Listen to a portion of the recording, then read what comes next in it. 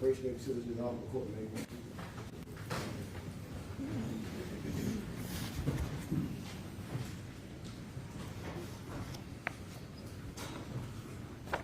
All right, anything before the jury's brought down? There was one thing, Your Honor, in regards to the exhibit that we discussed on yesterday. One thing about the charge? No, sir. Oh, okay. It was about the exhibit from yesterday that we went up there. When I looked at the exhibit list of, The one that was introduced? yes. 60 from the deposition? No, sir. It was in regards to the text that we discussed at the end of the day yesterday. That the state said we would have asked a whole lot of questions of your phone Yes. person. What about it? You had it, I didn't understand yesterday. I thought that you were entering it, or were you just accepting for offer of proof? Offer of proof Okay, marked that's all with I those. need to know. Okay, thank you.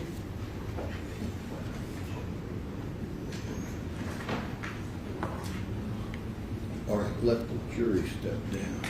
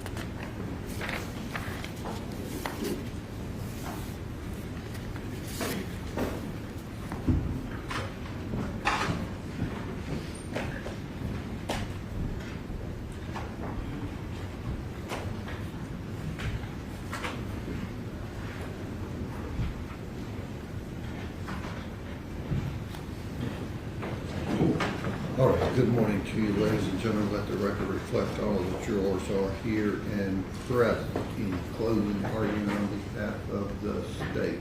Yes, Your Honor.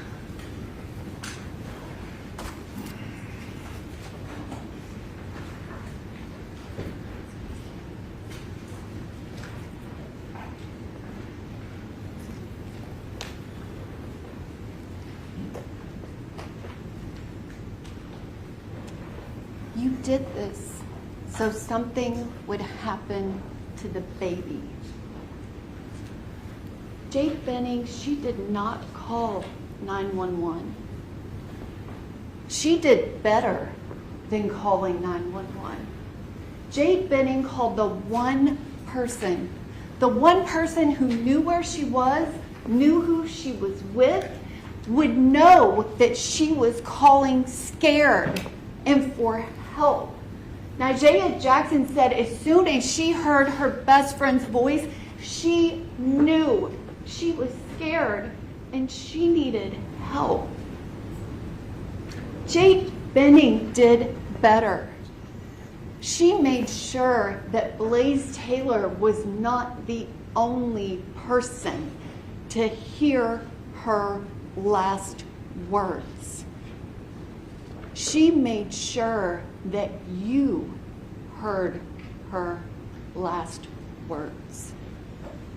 She called Najee Jackson and said, "Blaise, you're scaring me." Najee heard him say, "You're scaring me. I know you put something in my drink. I knew my drink tasted funny. Let me see what's in your pocket. Let me see. I know you put something in my drink because I can't even walk straight. I can't feel my legs. You put something in my drink. You did this so something would happen to the baby." I think I'm about to pass out. Jade Benning ensured that you heard her words.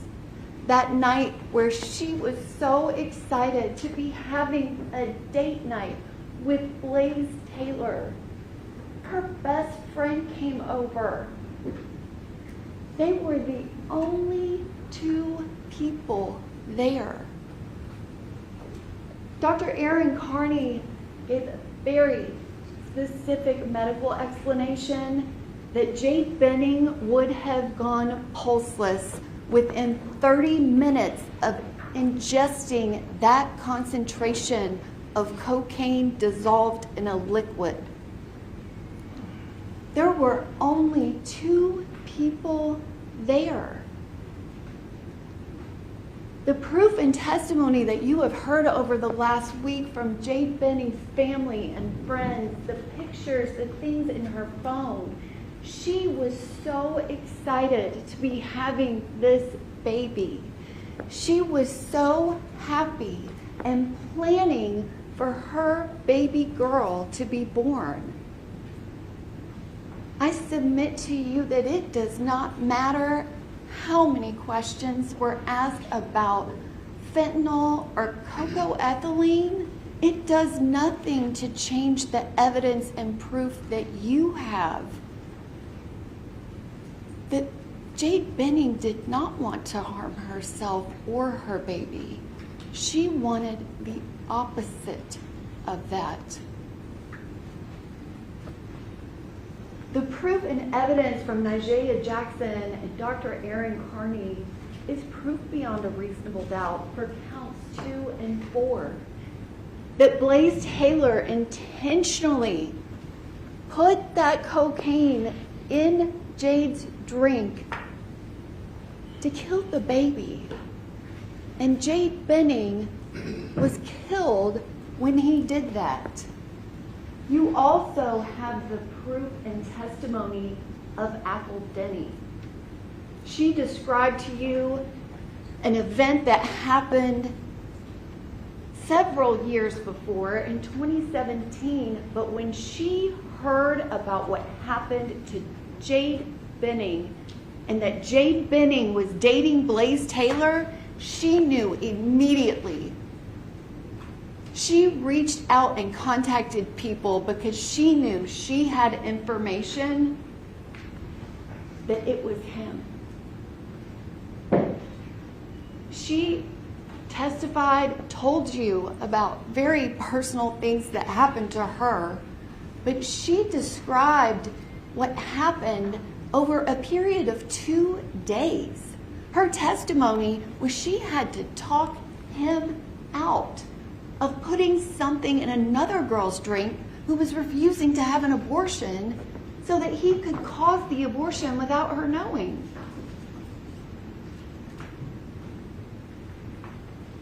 Blaise Taylor chose cocaine.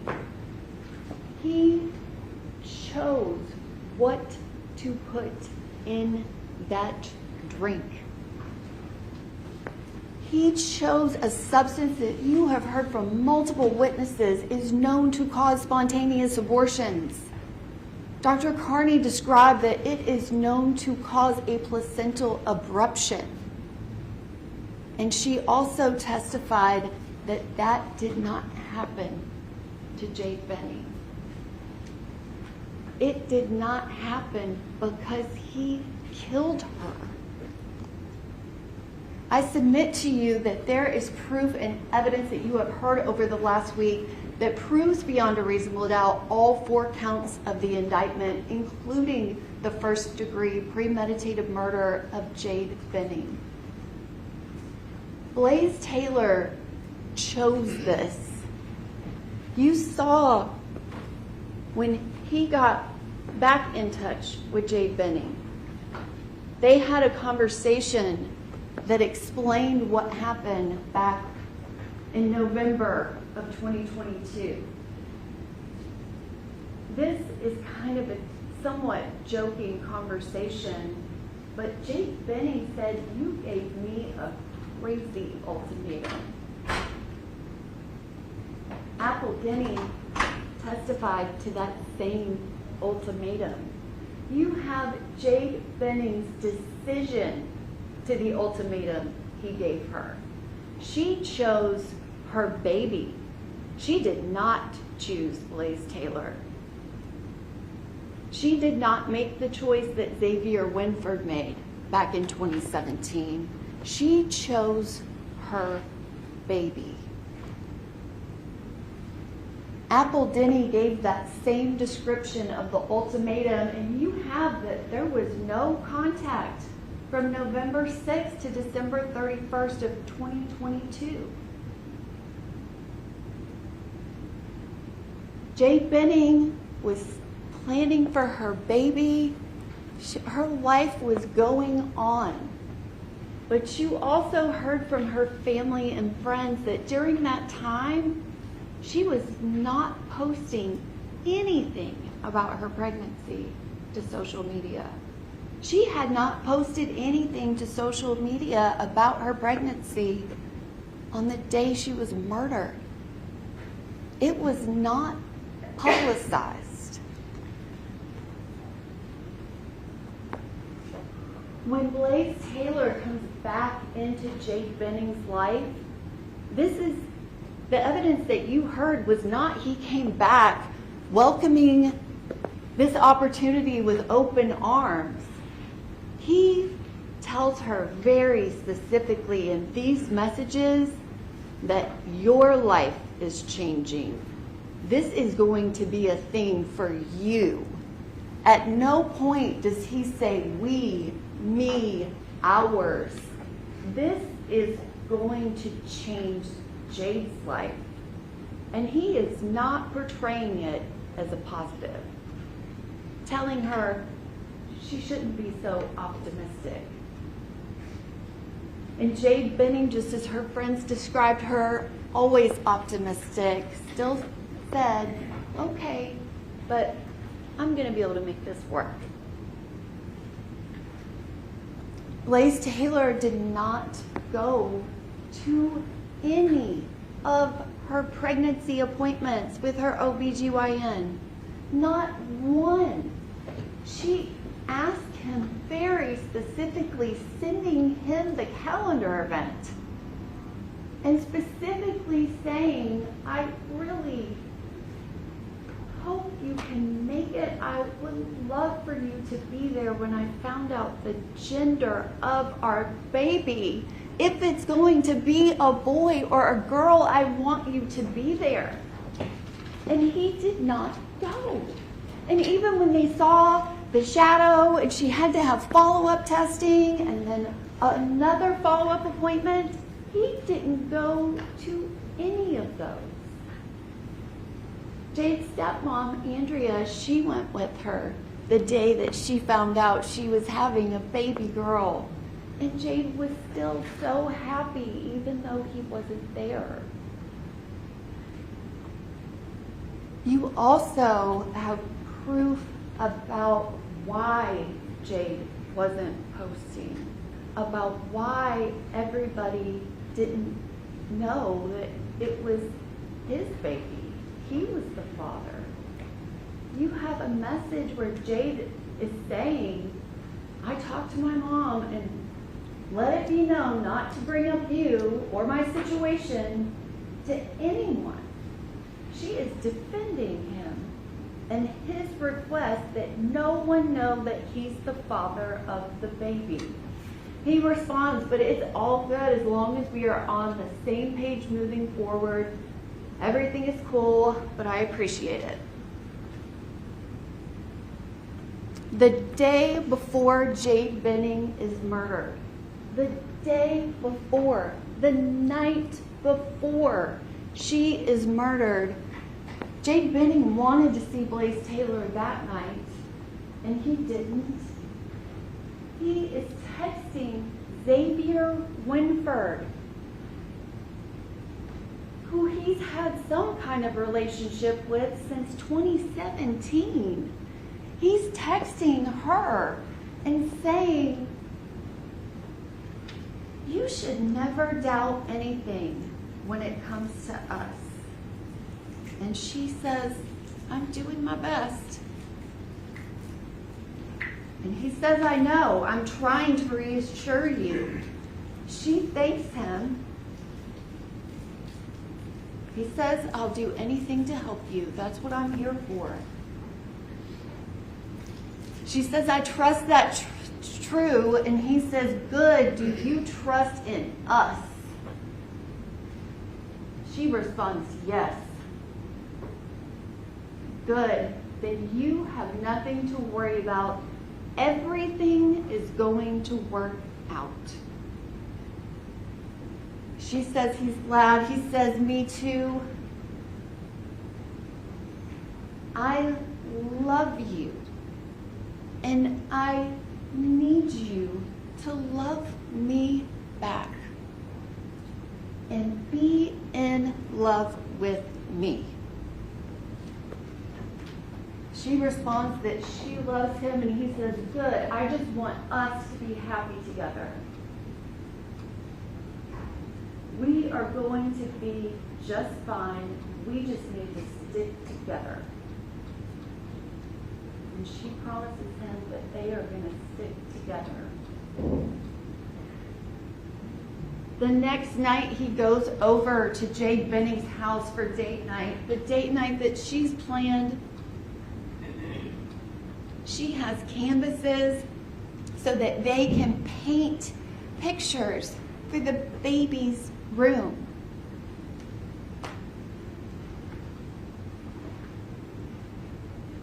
He goes over there to the date night with cocaine to put in her drink. He goes to the date night. The testimony that you heard from Nijaya Jackson and from Keontae Jones about them stopping by, that whole time that he's shuffling those Uno cards, he has the cocaine to put in her drink. He gets there at 7 p.m. They show up at 7:30 for 30 minutes talking about spades and having random conversation. And he has it.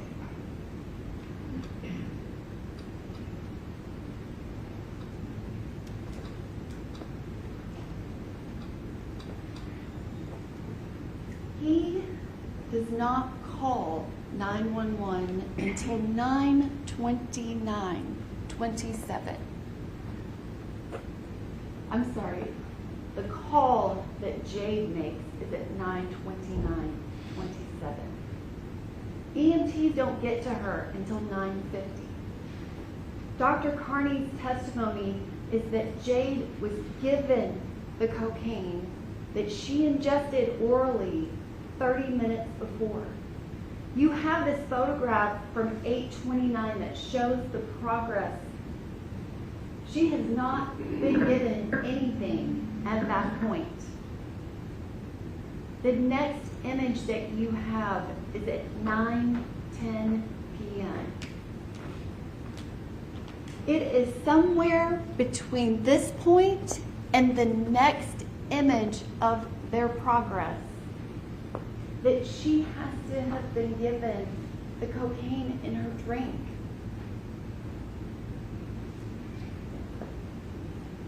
(9:24 p.m. is the next time that there is an event. It is after that 30-minute mark. She has finished the painting. You heard Dr. Carney's testimony about how the symptoms would start off not severe, but it would escalate really quickly. And 9:24 to 9:28, you have 4 minutes. 4 minutes after he has put this in her drink. He is there and knows what he has done. And for 4 minutes, takes picture after picture with Jade Benning. Blaise Taylor went there with a plan. There was a plan. He has already poisoned her. and he is taking pictures with her. Blaise Taylor did not plan for Jade Benning calling Nigella Jackson. That hadn't happened yet. The last event that happens is that deleted picture, and within 45 seconds, Jade is calling her best friend. What did you do? She is calling her best friend scared, and she is not talking to Nigella. She is talking to Blaise Taylor. 6 minutes and 9 seconds. He is there. Jade is telling him, I can't feel my legs. I can't walk straight. He is there, and he is not saying anything to her. Like, Jade, what is wrong? What's going on? Let me help you. Come on, sit down. What is happening? You seemed fine just a second ago. What can I get you? Do you want me to call someone? You didn't hear testimony of any of that from Nigella Jackson. You also heard Blaise Taylor tell Detective Smith that third interview. He was describing what happened that night, and he said that Jade was trying to lay down. He didn't tell him, so then I helped her. He says that Jade was talking to him. Talking to him. And then he says she wasn't saying stuff right. Maybe she was kind of talking to Nigella. Now, at this point, when he tells this to Detective Smith, Nigella Jackson has already told everybody exactly what she heard her best friend said. She's told the people at the hospital, the first officer, the second officer, the detective, family and friends. She's told Blaise Taylor to his face, like, you didn't tell them what she said. He stood there for 6 minutes and 9 seconds knowing that he put cocaine in her drink and she drank it. Well, she said these things to him of, I know you did this. Stood there for 6 minutes and 9 seconds and did nothing to help her. At some point, Blaise Taylor figured out that Jade called Nigella. He tells Detective Smith that he was there when she called her and that he spoke to Nigella on the phone. And Jade told Nigella she wanted her to come over.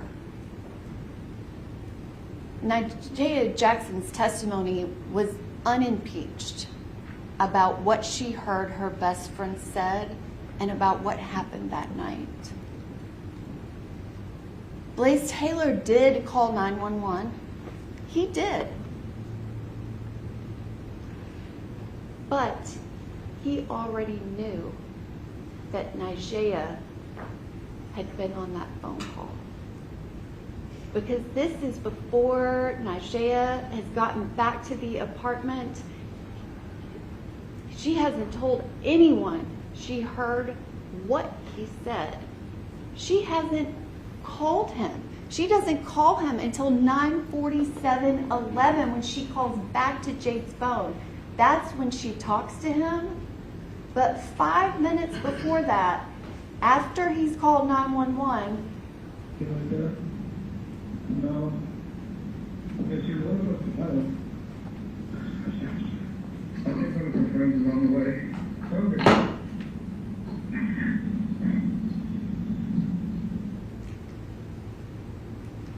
You know that?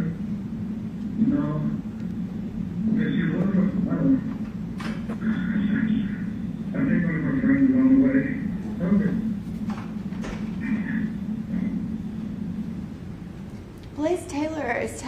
911 operator that one of Jade's friends is on the way.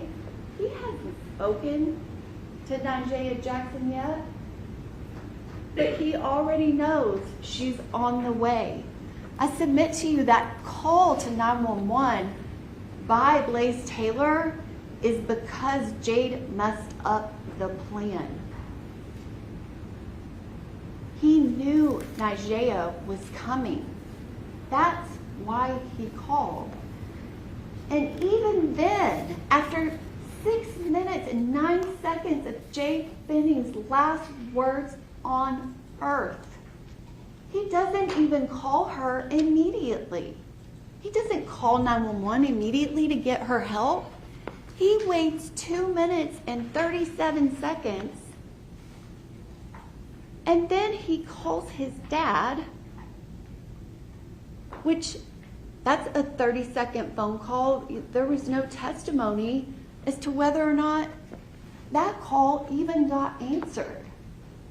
It's 3 minutes and 28 seconds after that call with Nyjah ends before he calls 911.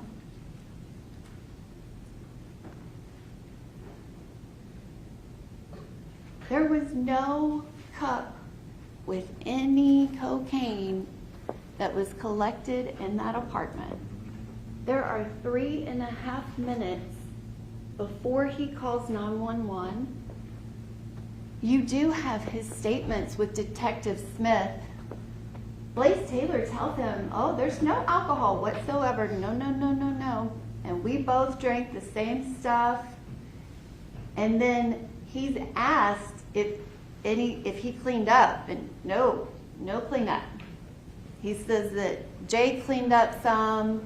There was some cleanup by her, but he was not cleaning anything in the apartment. And when asked if they went back and got the glasses, if the lab would test positive for anything, and he said no, it won't. Now, there's at least 2.5 minutes before the 911 call, and that's just the call to his father. There's this time of what's happening. This cup ends up over by the sink. Detective Reese testified that it appeared it had been washed out. The camera, that is after Nyjah Jackson moved the camera back to where it normally would have been. This is from 3 days before. This is what the camera would have captured. If someone went over to the kitchen island and did anything to any of the cups, it would have been on that camera. But that camera was not where it normally was. When her friends, thank goodness, went to her apartment to secure it and make sure that the evidence was collected, that's where they found the camera. In her bedroom with the blinds up, in a place that would not capture anything that happened to Jade Benning on her bed and anything that happened in the kitchen. You notice the selfies that they took for 4 minutes while the cocaine was clamping down on her blood vessels before it could make her heart stop. They were all off to the right, not in that camera angle. The 911 call that happens 3.5 minutes after the call to Nyjah ends, listen to the call and where he is. February 25, 2023, 21:38 and 58 seconds. 911, what is the location of your emergency? I'm not sure if I'm bouncing back. I'm at a friend's house and I think she's having an allergic reaction. So, what's the address of Donald if there's some way you can find her? I don't know. It's an apartment complex.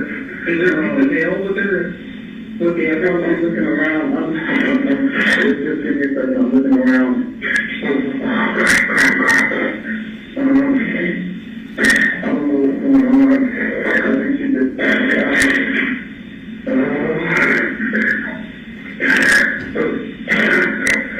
me 1 second. Okay, are you on Donald tonight or are you on Lebanon here? Lebanon? Yeah, Lebanon. It's apartment 107. Is it 1540 Lebanon Way? I don't know. It's not at Burger King. I do know that. I'm going to a apartment building to get it's a condo slash apartment. Yeah, is there a bathroom on the corner there, sir? Is there what? The bathroom on the corner? I'm not sure. I just passed it. I'm going the Ontario, 1522-1560 Lebanon Pike, the Ontario. 1522? Yes. The Ontario, 1522-1550 Lebanon Pike. So the Ontario 1522, she's in apartment 107, and she's having an overdose, is that correct? I don't know, I think she's having a allergic reaction. We were eating cookies and pain, and she said she wasn't feeling it, and I went back to the room to check on her. I'm running back to the room to check on her. He's outside. It might not be that pink cup by the sink. He's had all of this time. He's running around outside. He's not there with Jade. He told the first officer, the second officer, Detective Smith, everybody. She threw up, called my dad. He told me to hang up, called 911. He is running around outside, not even with her.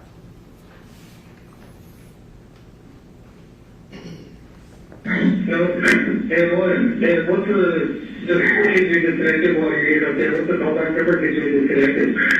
This number right here. Is it 8 number 573 Yeah. Okay, now what is it? 23, 24. Okay, is she awake right now? Yes. Okay. And you think she's having an allergic reaction to food? I don't know. We got cookies and pasta. I don't know what she's done. If she's done anything today or anything, but everything was fine. And then I don't know what's happening. So we got 6 coming out of the mouth and she's shaking. So you think possibly a reaction to not knowing food? Is that correct? I think so. I don't know. I don't think she's allergic to anything. I don't know. Okay, she is or not. It could be an allergic reaction. So are you next door? Next door? Yes, sir? Yeah. Okay. Does she appear to be breathing normally? Yeah. Okay. Does she have any difficulty swallowing? I don't know. I'm not a doctor. Okay. Is she more? It sounds like she's snoring. Dr. Carney explained that that's agonal breathing, that she is very close to full cardiac arrest. Mr. Taylor describes her as being breathing and conscious the entire 911 call. I submit to you it's unclear if he is giving any information as it happens or if he's just describing what's already happened. He calls 911 knowing that Nijea Jackson is on her way and she is going to find Jade Benning pulseless. he called knowing what he gave her. When they found her, she is face down on her bed, her mouth on the comforter with pink vomit that tests positive for cocaine. I submit to you, it doesn't matter what was in the drink. It doesn't matter if there was something else mixed in with it. That doesn't matter. The proof and evidence in this case is that Blaise Taylor put whatever it was in Jade Benning's drink. He did it and then stayed for 30 minutes. He did it thinking he would be the only one that would hear her words. He did it thinking you would never hear her words. Jade Benning said, "You put something in my drink. You did this so something would happen to the baby." Blaise Taylor is guilty of the first-degree murder of Jade Benning. He is guilty for the first-degree murder of her unborn baby girl.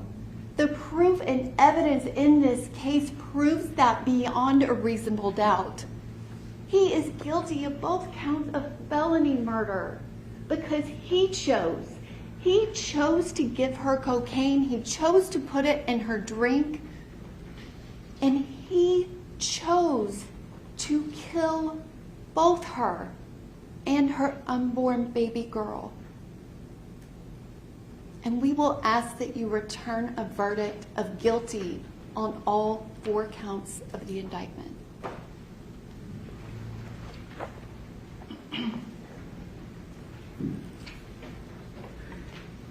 Closing argument on behalf of Mr. Taylor. Yes.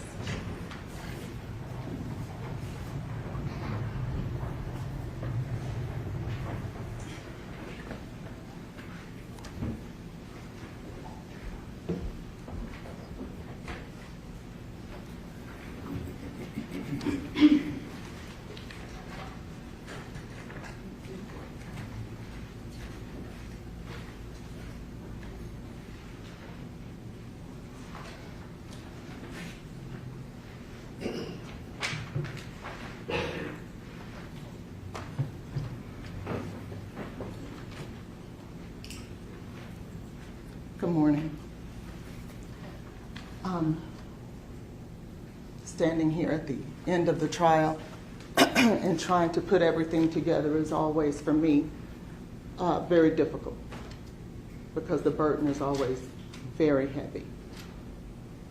And your jobs are never, it's just never easy. Never easy. But we're here. And one of the things that I want to talk to you about is the words that you guys gave us. Not just me, but the state as well. Not just Mr. Taylor, but Jade's family as well. No matter what happens as a result of this, it is still a tragedy. It is still a very awful incident that occurred. And there is only one question that we have to answer.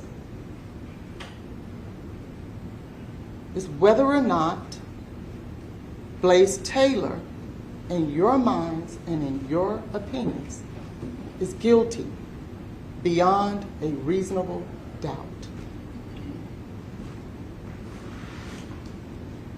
There is only one question or one thing that we will ask of you, that I will ask of you, that Blaise will ask of you, that his family will ask of you.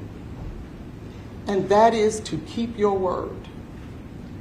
Keep the word that each one of you gave us. And that is that you could follow the law.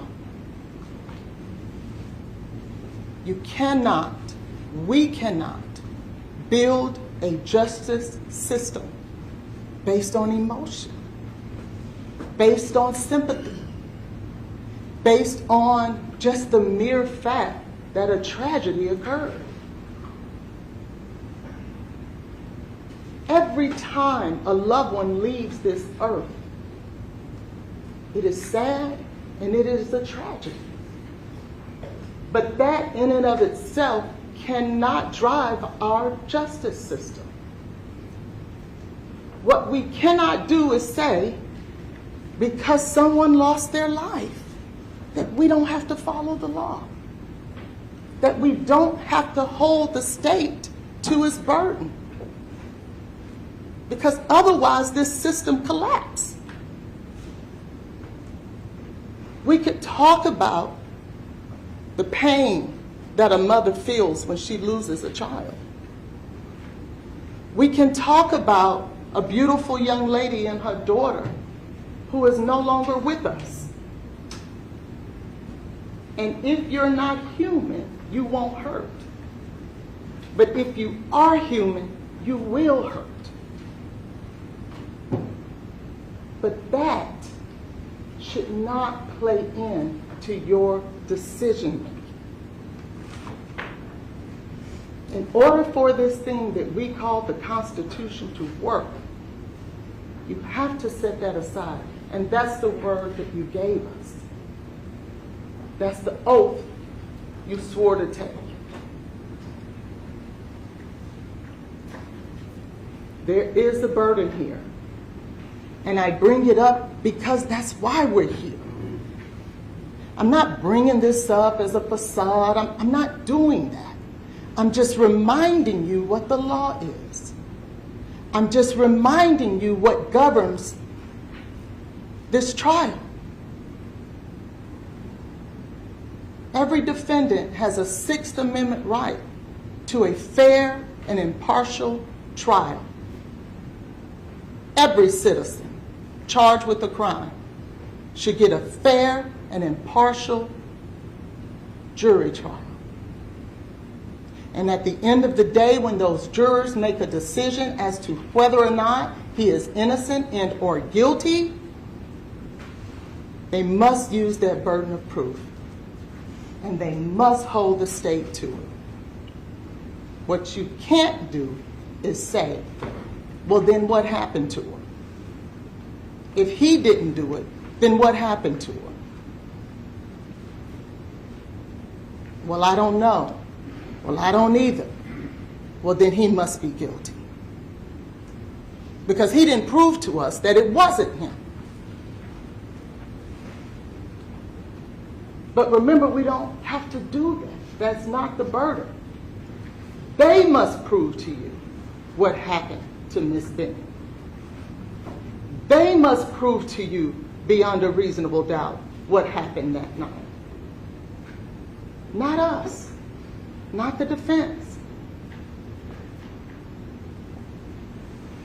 So then you ask yourself, well, what happened? If he didn't do it, what happened?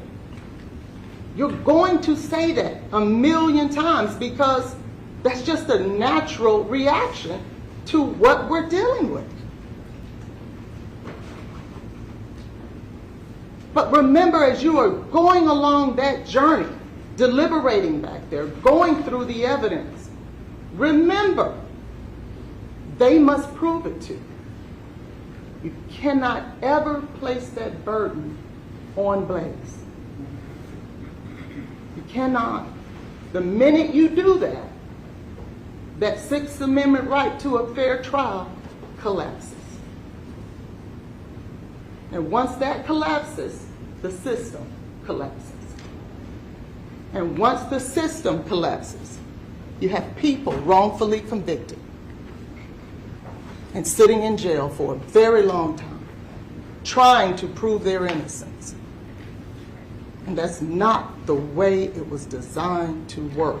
That is not the way our forefathers meant for it to work. So with that being said, let's talk about it.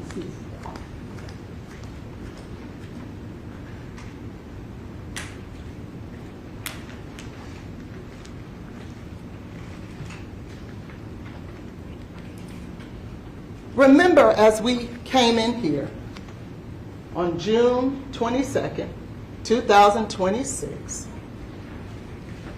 we dealt with an official finding of undetermined, the manner of death in this case, by the state's own medical examiner. She had the option to choose homicide. She knew the facts.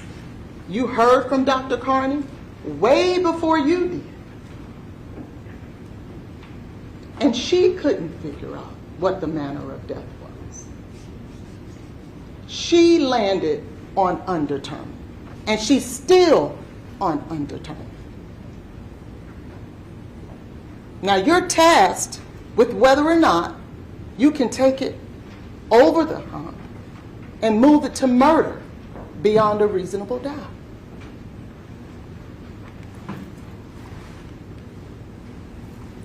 I want to talk to you guys first about the facts of this case and what you've learned since you've been here.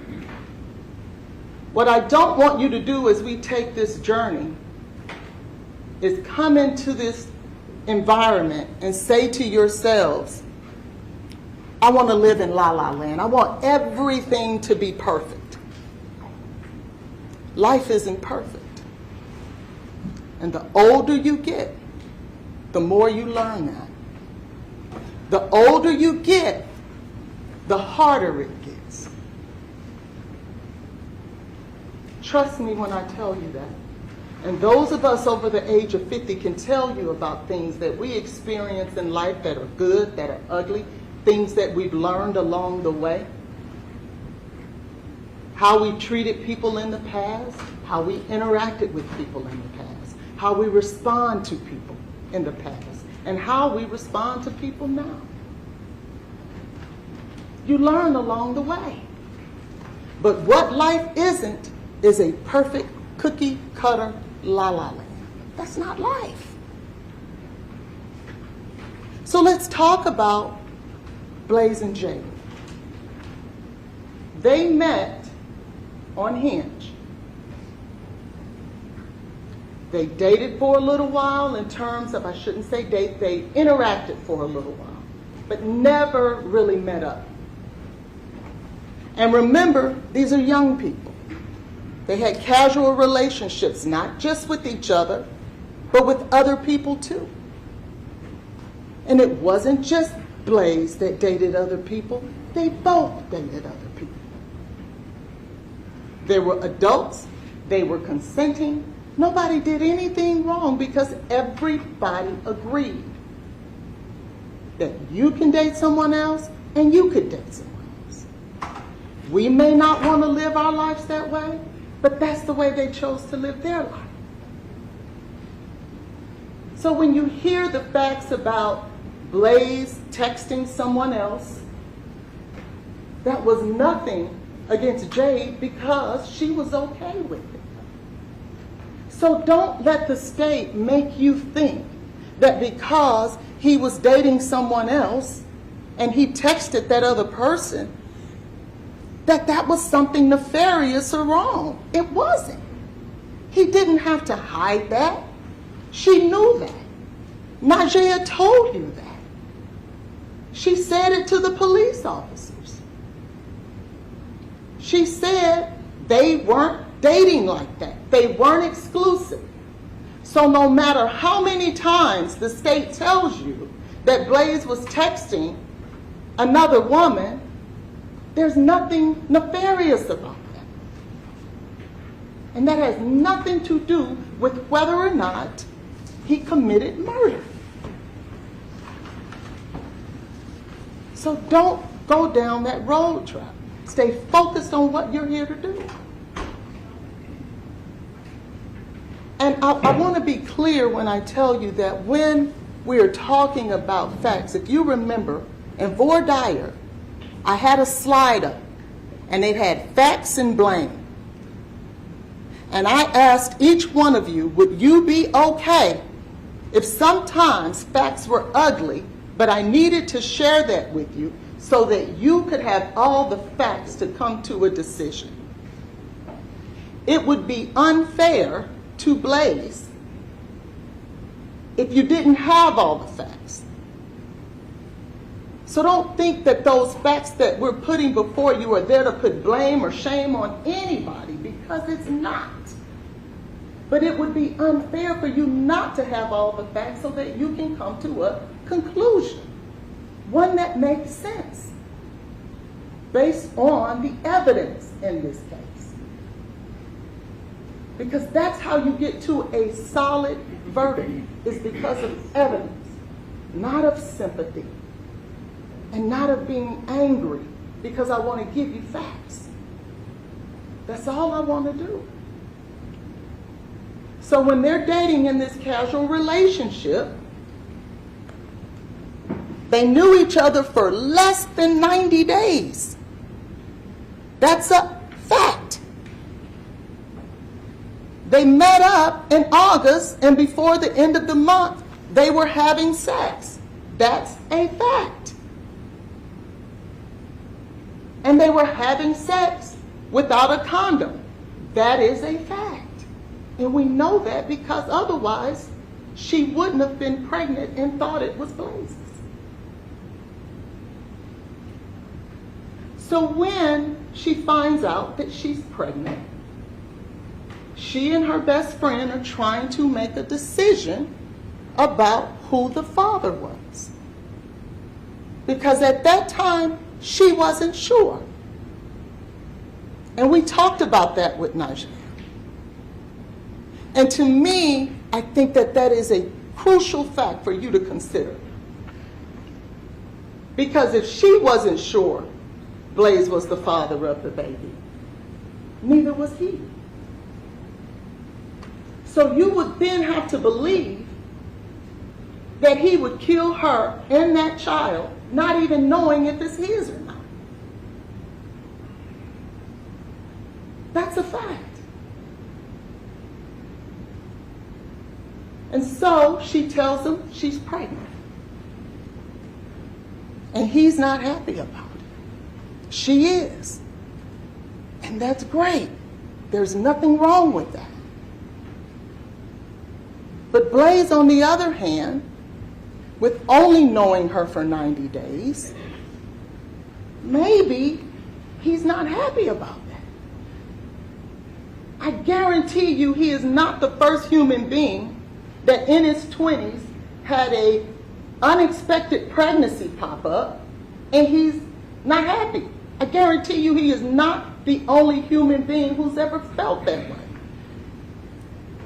And they want you to believe that that's just a horrible fact that would give him motive to kill her and the baby. Most folks in their 20 years, who is in their 20s, who get someone pregnant that they don't know within 90 days, I'm willing to bet at least 50-50, are not happy. That's real life stuff. That's not a nefarious fact. That's just real life stuff. And that's what I'm going to talk to you today about, is real life stuff. Because if you remember, you heard from Nigeria, they were talking about possibly going to Indiana for an abortion. Remember, Nigeria was saying it was 2 weeks, 8 weeks, you better make a decision and make it quick if that's what you want to do. And she said, yeah, I do. I need to make that decision. You heard that testimony. Eventually, she landed on having the baby, which she has every right to do. But somehow, it's okay for her to consider abortion. But it wasn't okay for Blaise to consider it. That's not fair. Don't let them turn that into a nefarious fact that will automatically get you over to murder. They both considered it. It was just her window was shorter than his. And it would be unfair for you to punish him if you don't punish her. So at some point, they talk about it. Apparently, Blaise was still in the position that he was in, even though she had changed her mind. And she, with the strength that obviously she has, or had, said, look, I'm not changing my mind. You've made your decision. If you don't want to be part of this baby's life, kick rocks. I'm good. And he said, okay. You don't see after that, because Najee, I asked her those questions.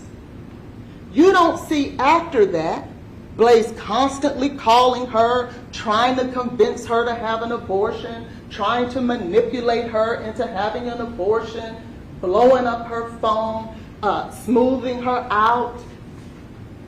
Because if ultimately his plan was going to be to try to kill the baby, it would have made way more sense to do it up front than wait till she's almost 6 months pregnant.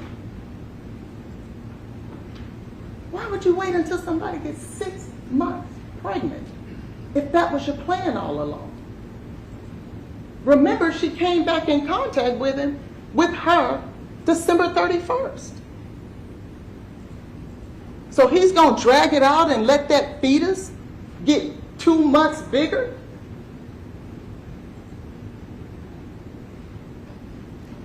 That don't make sense. He could have done that a whole lot sooner. That would have made sense. That would have been easier. A miscarriage within the first 90 days, that makes sense. Some people don't even tell people they're pregnant for the first 90 days until they're sure that they get past that first trimester. But he'll wait until she's 6 months? So she makes a decision. She says, you go your way, I'll go mine. And he honors that. He honors her wishes. Now, if he was cooking up and stirring up this evil plan, why wouldn't he start the manipulation right off? Najee told you that she liked him. She wanted to be with him. So it would have been easy for him to do that. But he didn't. And I think that's a very important fact.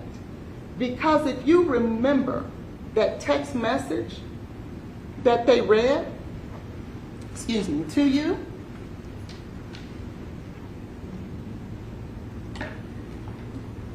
I want to remind you of that text message.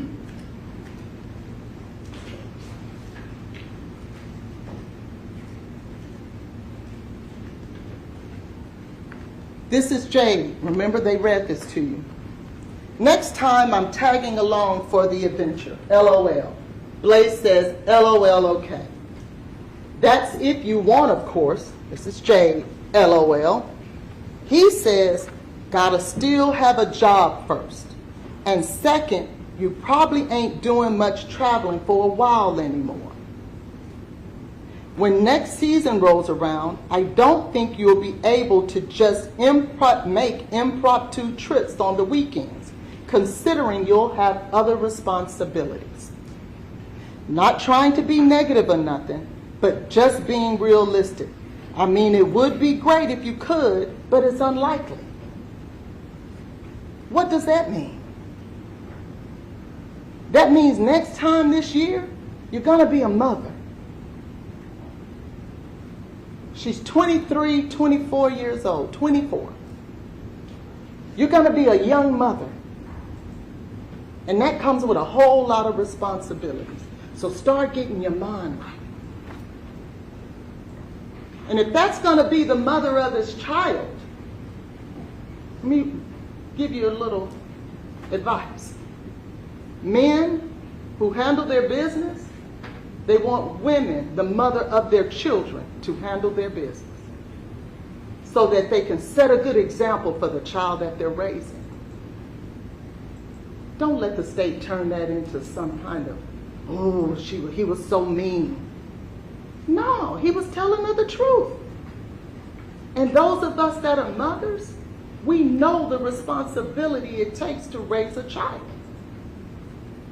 There are often times you miss trips because you got to stay home with your child. You don't get to go away like you used to when you're single. You need to start thinking about those things. The lifestyle that you live, hanging out with your friends and drinking and having a good time, that's going to change.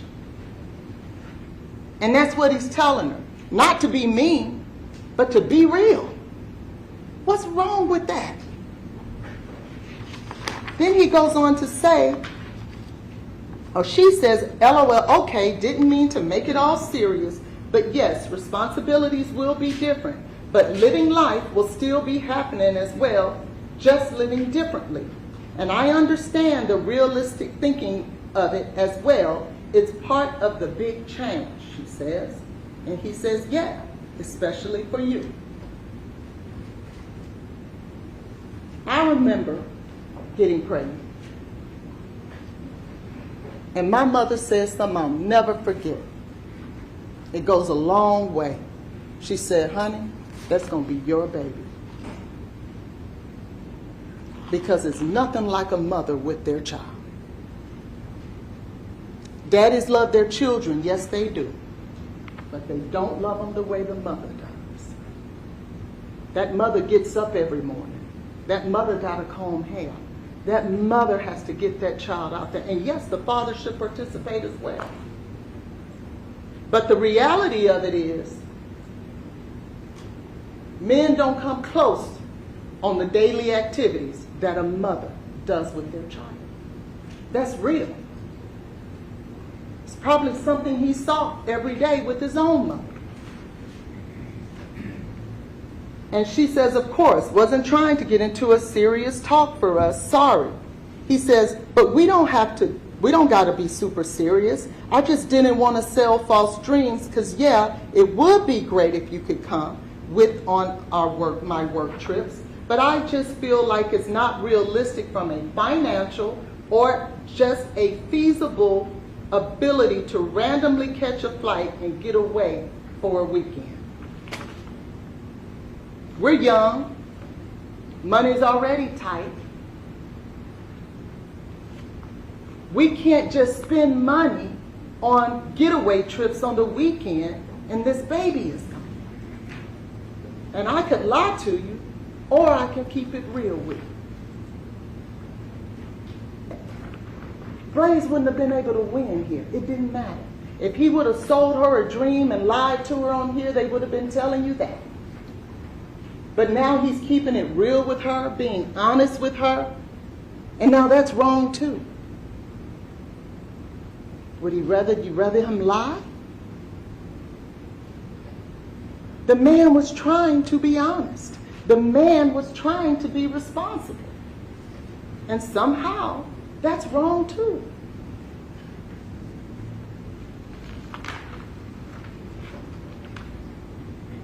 It's no big deal. I know you wasn't meaning it that way, but I just didn't want to be like, oh yeah, I'll bring you on the next one, next year knowing that it's probably a lie. She says, totally understand, babes. It's not like it can never happen because I'm having a baby, but realistic, it wouldn't be able to on the fly.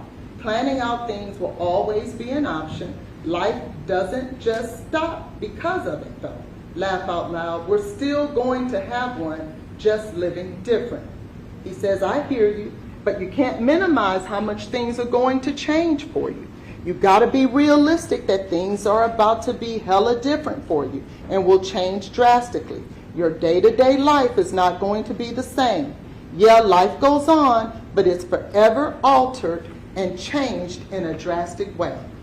I'm not saying it's over or anything, but it worries me sometimes when you downplay it and act like it's no big deal. And I know you always want to be super optimistic and stuff, but I feel like you need to be honest with yourself about the situation and know what's down the road for you. Now let's back up with that. He says, it worries me sometimes when you downplay it.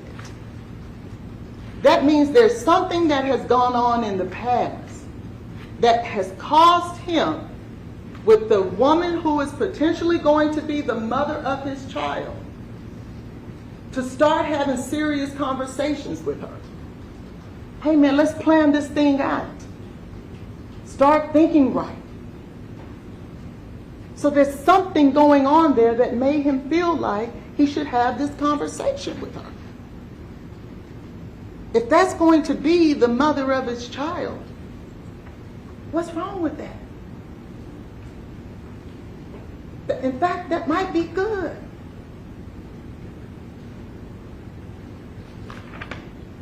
And then he says, I just want to make sure you understand the gravity of the situation and you're preparing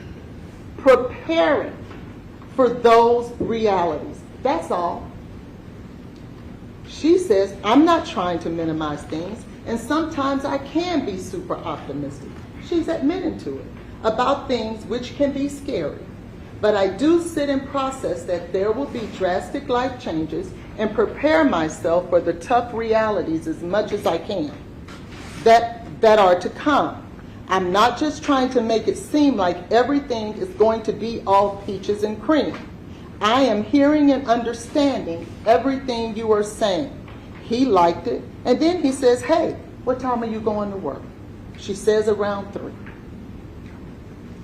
So she wasn't upset about the conversation. And if you remember, Mr. Devlin, when he was testifying about some of the text messages between them, do you remember when she said that it turned her on when he talked serious with her? That's what this is. That came out of her mouth. It turns me on when you talk serious to me. Some people like to date people and be with people that motivate them to be their best. People who hold their feet to the fire. Iron sharpens iron. And I always say, I never want to be the smartest person in the room, because how can I get better? So when you're attracted to people who are responsible, and that's who you attach yourself with, you're hoping that it makes you a better person. All of our parents have told us, watch your friends. Watch who you hang out with. Look at the 5 closest people in your life, and you'll see your future. So she wouldn't have said that she's turned on by having serious conversations with him if she wasn't. And so that was the nature of that conversation. Now, there was so much talk about how Blaise just totally disregarded the baby, totally disregarded her pregnancy, as if he was just pushing her off to the side, waiting for the perfect moment to kill her and the child. Because if you notice the tone of that text message conversation, it was talking about the future. Why talk about the future if your plan is to kill her anyway? You wouldn't even have to have those conversations. You could just continue to make her feel peachy and creamy.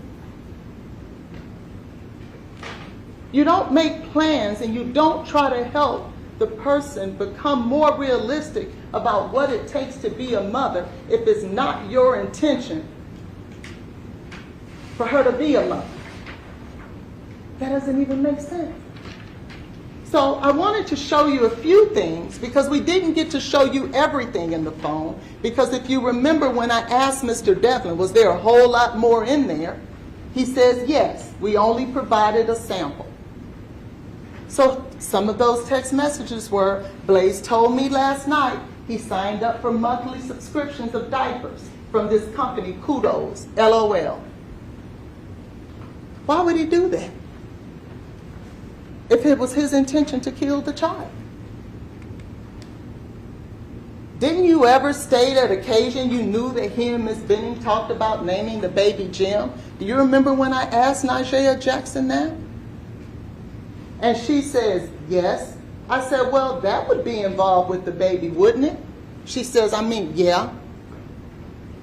Because remember, her name is Jade, his name is Blaise, and so they were going to name the baby Jim. That's being involved.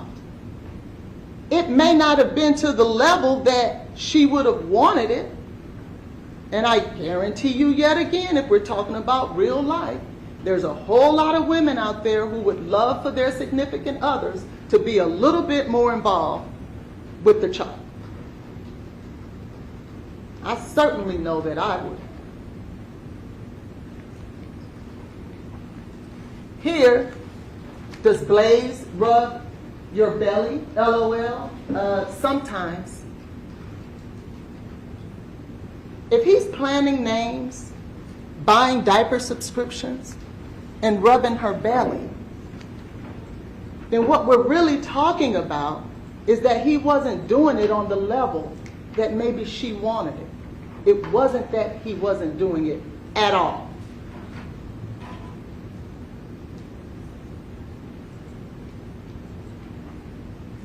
Let's go now to the day in question, because we know how they've met, we know how they dated, we know what the understanding was, we know they both considered abortion at one time, one changed their mind quicker than the other, they got back together, they're having realistic conversations, and remember I told you about before, during, and after. Because no one saw Blaise put cocaine in Jade's drink. Nobody saw that. That's undisputed. Nobody saw Blaise give her alcohol. And we're going to talk about that a little later. Nobody saw that. So what that means is, this is a circumstantial case. And in order for you to come to a conclusion that is proper in a circumstantial case, because those are the most dangerous ones, because nobody sees what happened, you have to consider all the surrounding circumstances. Most of the time, the crime is in the cleanup, and I'm sure you've heard that before.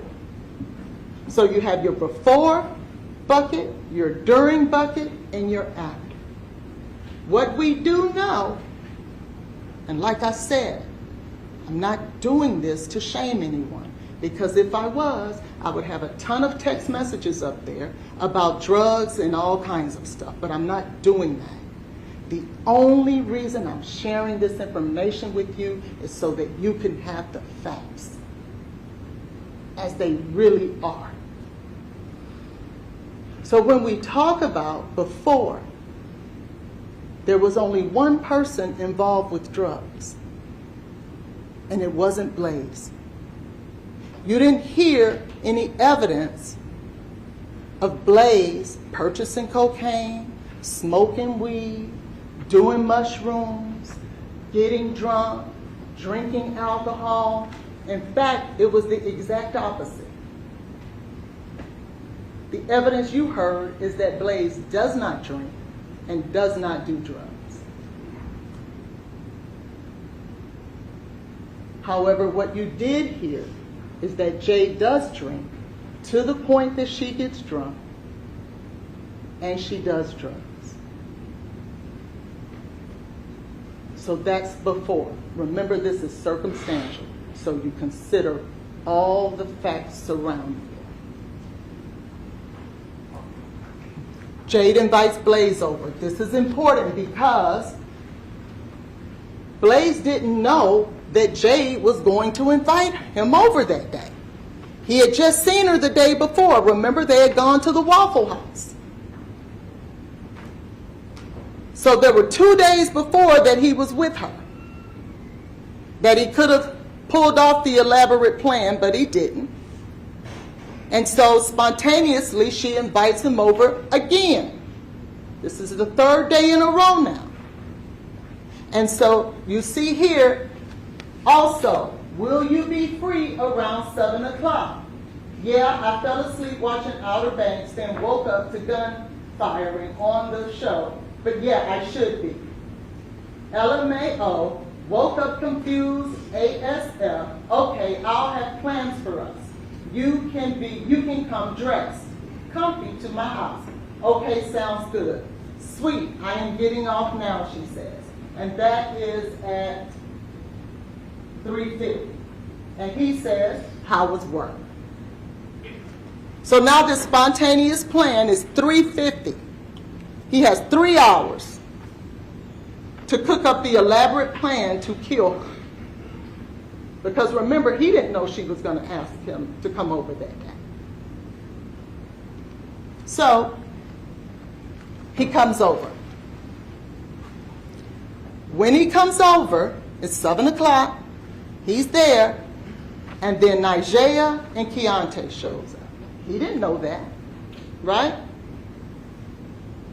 Now, if all the while it was his plan to kill her that night, you would think that once Keontae and Nigea showed up, if he had any kind of sense, he'll abort the plan.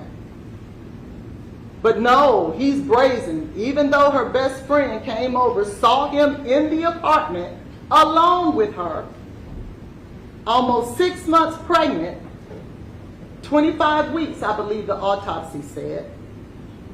He decides, I'm going to go ahead with the plan and kill her anyway.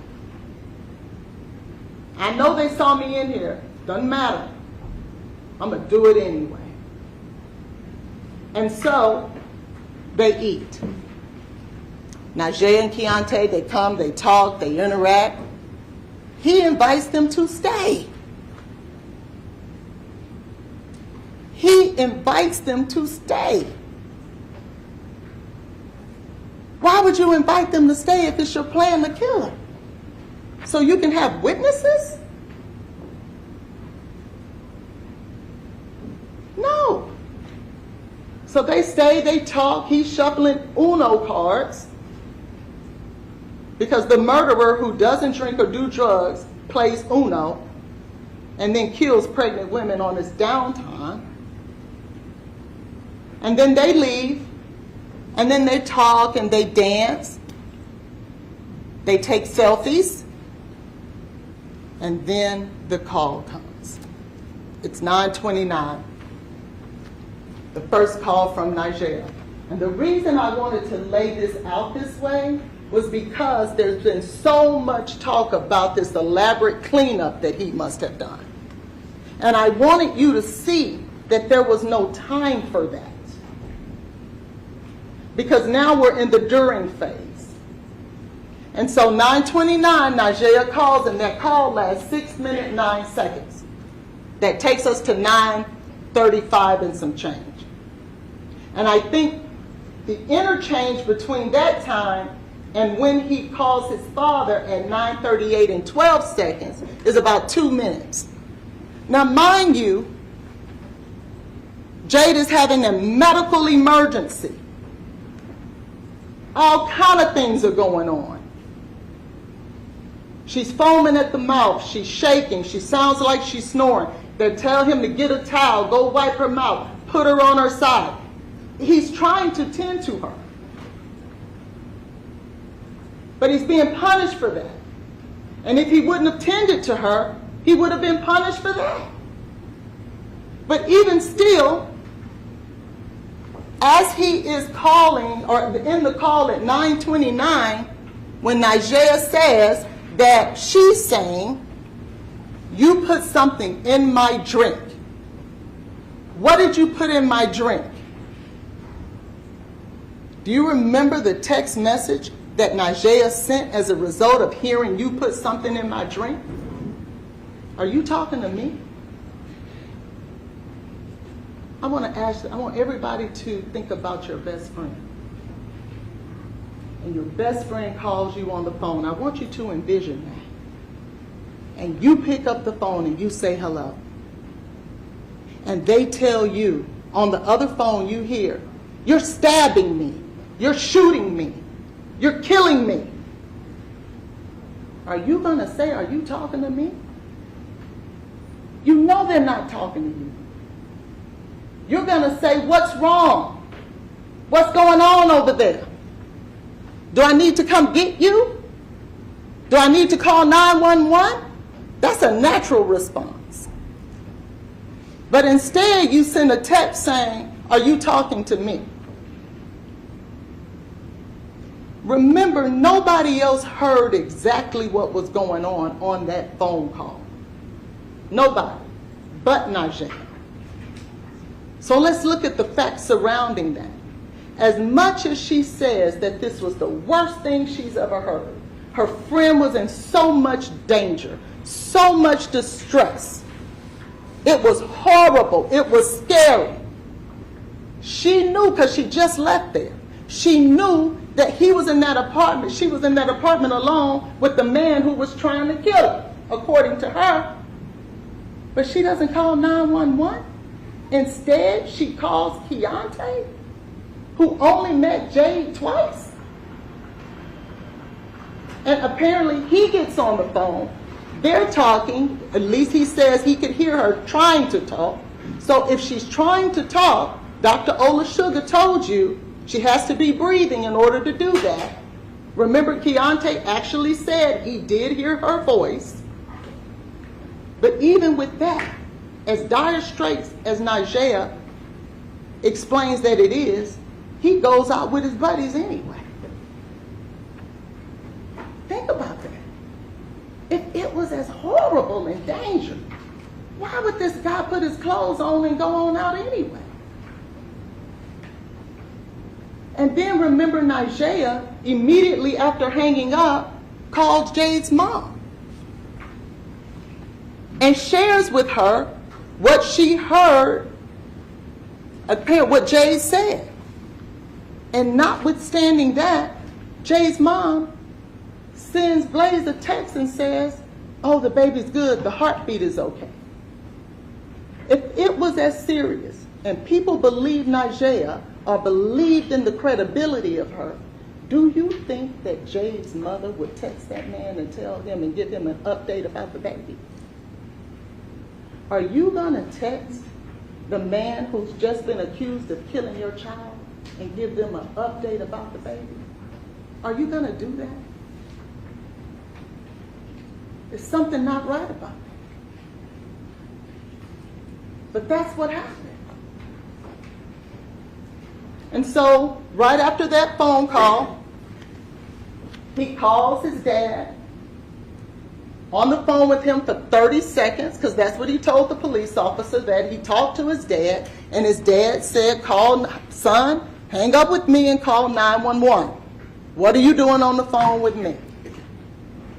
He does that, and within 16, so if that call lasted 30 seconds, that takes us to 9:38 and 42 seconds. And at 9:38 and 58 seconds, Blaise is on the phone with 911, and you heard that call. You heard the desperation in his voice. He didn't know the address to give the man.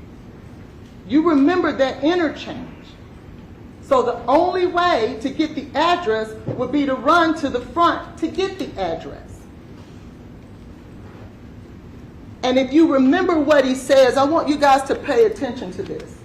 He said the address is 1522-1550 Lebanon Pike. Most of the time when people give an address, it's only one numeric value. It makes sense that he ran to the front of the apartment or the condominium complex, because that's the exact address he gave them. So then, after that, I went the wrong way. Then he gets off the phone with 911, and she calls back. So if it was 6 minutes and some, I'm sorry, the 911 call was almost 9 minutes. So that would take him right around to 9:47, and Najee calls back to Jade's phone. And he answers. He didn't have to answer. It was Jade's phone. He could have said, I was dealing with an emergency. But he picked up the phone. and gave her an update. Doing the responsible thing. Then after that call lasted about 2 minutes, she says. That takes us to around 9:49. EMS arrives at 9:48. And if you look at that slip from the EMS, because you'll have the right to look at the evidence, it's going to show you that EMS arrived about 9:48. And you heard him say, I can hear the sirens. I think I can hear the sirens. And then he goes out and runs to get them. Remember, on the call, the man says, put her on her side. So he did that. Then if you remember, as much as she didn't want to, she told you that Blaise ran out to meet them, at least at the door. So perhaps she rolled over while he was gone. We don't know. But nobody's calling 911 and doing all those things to help, only to put her on the side and try to kill her. So by now, EMS is there, so the time for cleanup is gone. Where was all this time for him to clean up? It's not there, because remember, those selfies was less than 60 seconds before the emergency call. The time just isn't there. So that's during. So when we think about during, there was only one person who called 911. Only one. As sick and as dangerous as it was described to be, only one person called 911. Frantic, running to get the address, doing everything that he could do. That's during. Now let's talk about after the investigation. Listen. What's unfair is 3 years later, Blaise is now held responsible to try to prove himself innocent, when one, that's not the law, and two, a lot of the evidence is gone. That's unfair. How can I prove my innocence when Detective Reese said he let the video surveillance camera get erased? How does the lead detective not get that surveillance camera that would have showed Blaise coming and going, Najee and Keontae coming and going? If he really ran to the sign, we would have seen that. If he came there with something in his hand, alcohol and or cocaine, perhaps we would have seen that on the video. If somebody else showed up there that day, perhaps we would have seen that. But they allowed it to get destroyed. Blaise didn't know that. Remember, he didn't get arrested for a year later. If he knew the burden was going to be shifted from what the law was, then maybe he would have done the investigation himself. But he was trusting the police to do the investigation, because that's their job. And we know that she met with the drug dealer that day, albeit it was for Mario or whoever it was for. If this is a drug overdose, I really want y'all to think about this. If this is a drug overdose, why wouldn't the police officer go talk to the drug dealer? If it was a financial crime, you chase the money. How in the world, in a drug crime, you don't bother to speak with the dude who sold her drugs that day, whoever it was for, whether she met up with him or not? That's not for us to have to figure out. But he didn't. So now you don't talk to key witnesses. And there were other drug dealers in her phone too. They didn't call any of them. You let the surveillance video get destroyed that possibly could have exonerated him. But we'll never know that. And now he will be punished for it. You let the cup that was supposedly the missing cup, the crime scene investigation team, they didn't see it. It was on the counter. Somehow we missed it.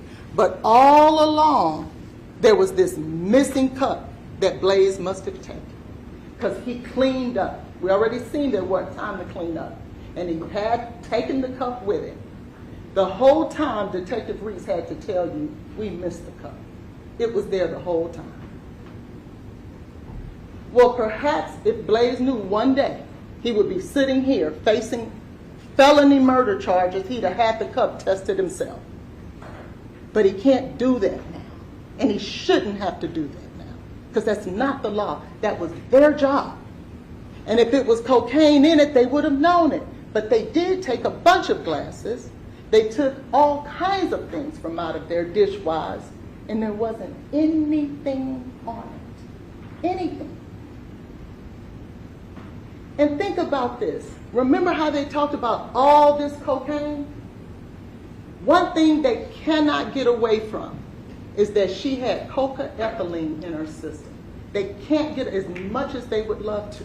They told you first it was coming from vanilla extract. Don't do that. Don't believe that. Or two, because of some of the treatment she got at Vanderbilt. There is no treatment at Vanderbilt that leaves you with cocaethylene in your system when cocaine and alcohol come together. That means, think about this, that means that he would have had to put cocaine and alcohol in either her water or her lemonade. And the chefs have sensitive palates. They taste food. That's what they do. They'll taste something and they'll tell you what ingredient is in it because they're trained that way.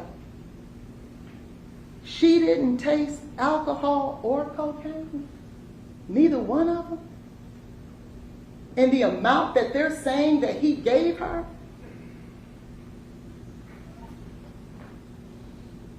Does that make sense? How do you do that? How do you put that much cocaine in somebody's drink and alcohol, and they come out saying it tastes funny? It's going to taste a whole lot worse than just funny. You're not going to keep drinking it. And according to the state, it was so much that it caused this overdose. So she kept drinking cocaine and alcohol, the chef, and never, ever noticed it? No. So then we go to the fact that Lauren Weber went to the scene. Now remember, police are all through that hospital now because they get to the hospital at 10:12. That's going to be on your sheet. Remember, 5. So that's over an hour or so later. You got Officer Fish, Officer Pfeiffer, Detective Martin.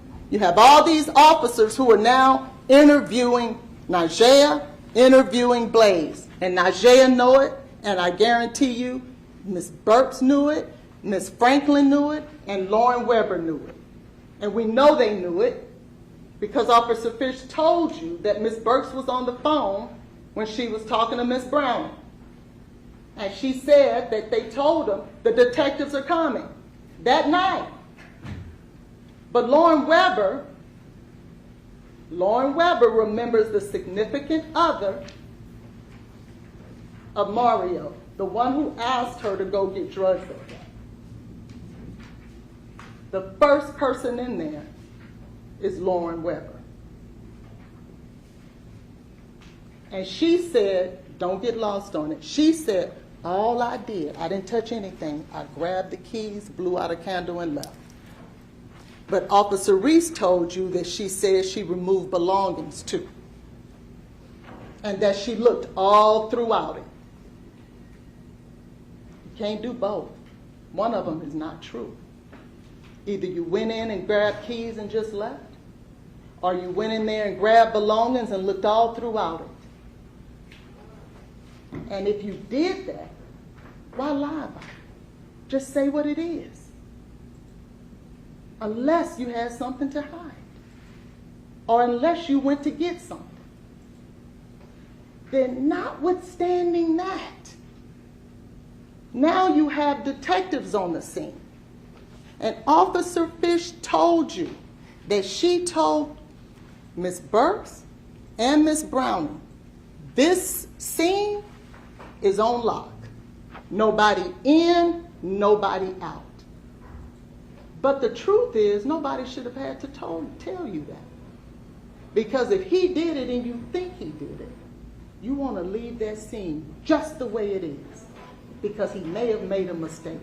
And I want those officers to be able to catch that mistake. I don't want to touch it. Jade doesn't need to go back there that night. She's in the hospital. We're going to lock this thing down because we're going to catch him. I know he would have made a mistake. They went in there and they removed evidence.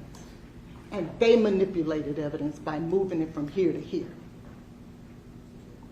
Why would you do that? And they said, oh, well, the officer gave us permission. And then you remember Detective Martin getting on the stand? And then he said, oh, I may have given them permission. And Mr. Joyner said, well, didn't you send me an email yesterday saying that you didn't? What changed? Oh, well, this morning when I got here, things changed. Okay.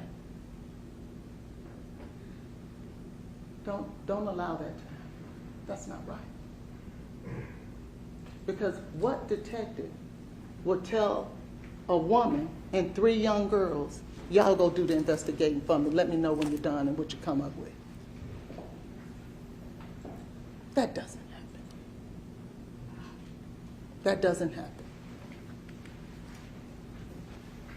And then you have the only other eyewitness, the only other person in that house.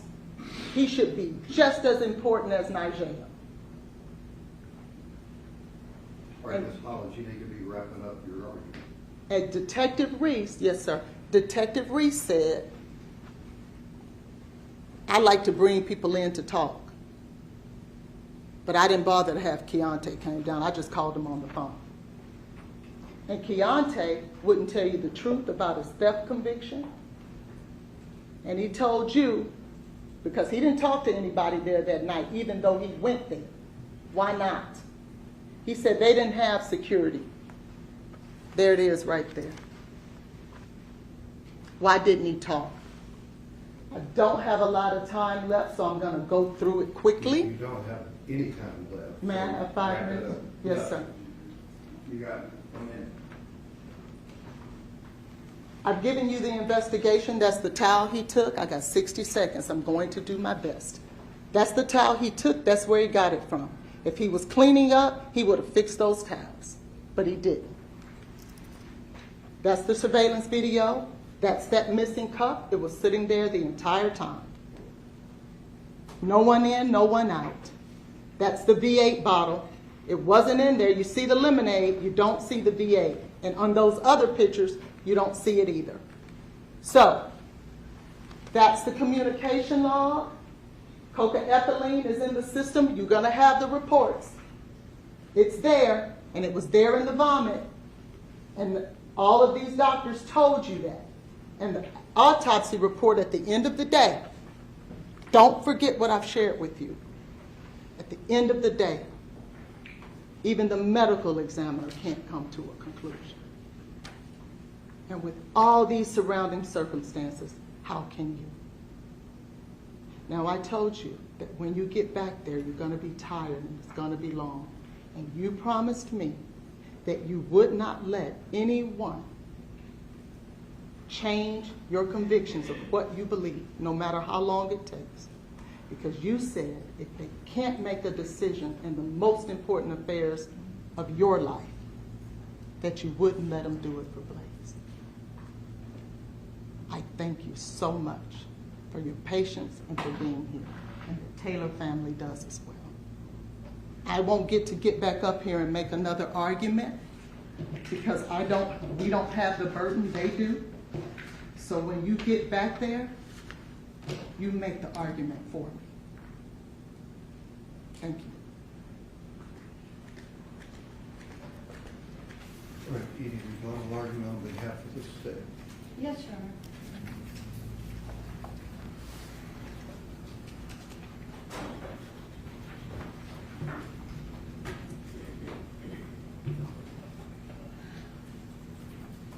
Ms. Hollins went back and forth between whether or not Blaise Taylor even thought he was the father of this child. She said that Jade Jackson said she wasn't sure.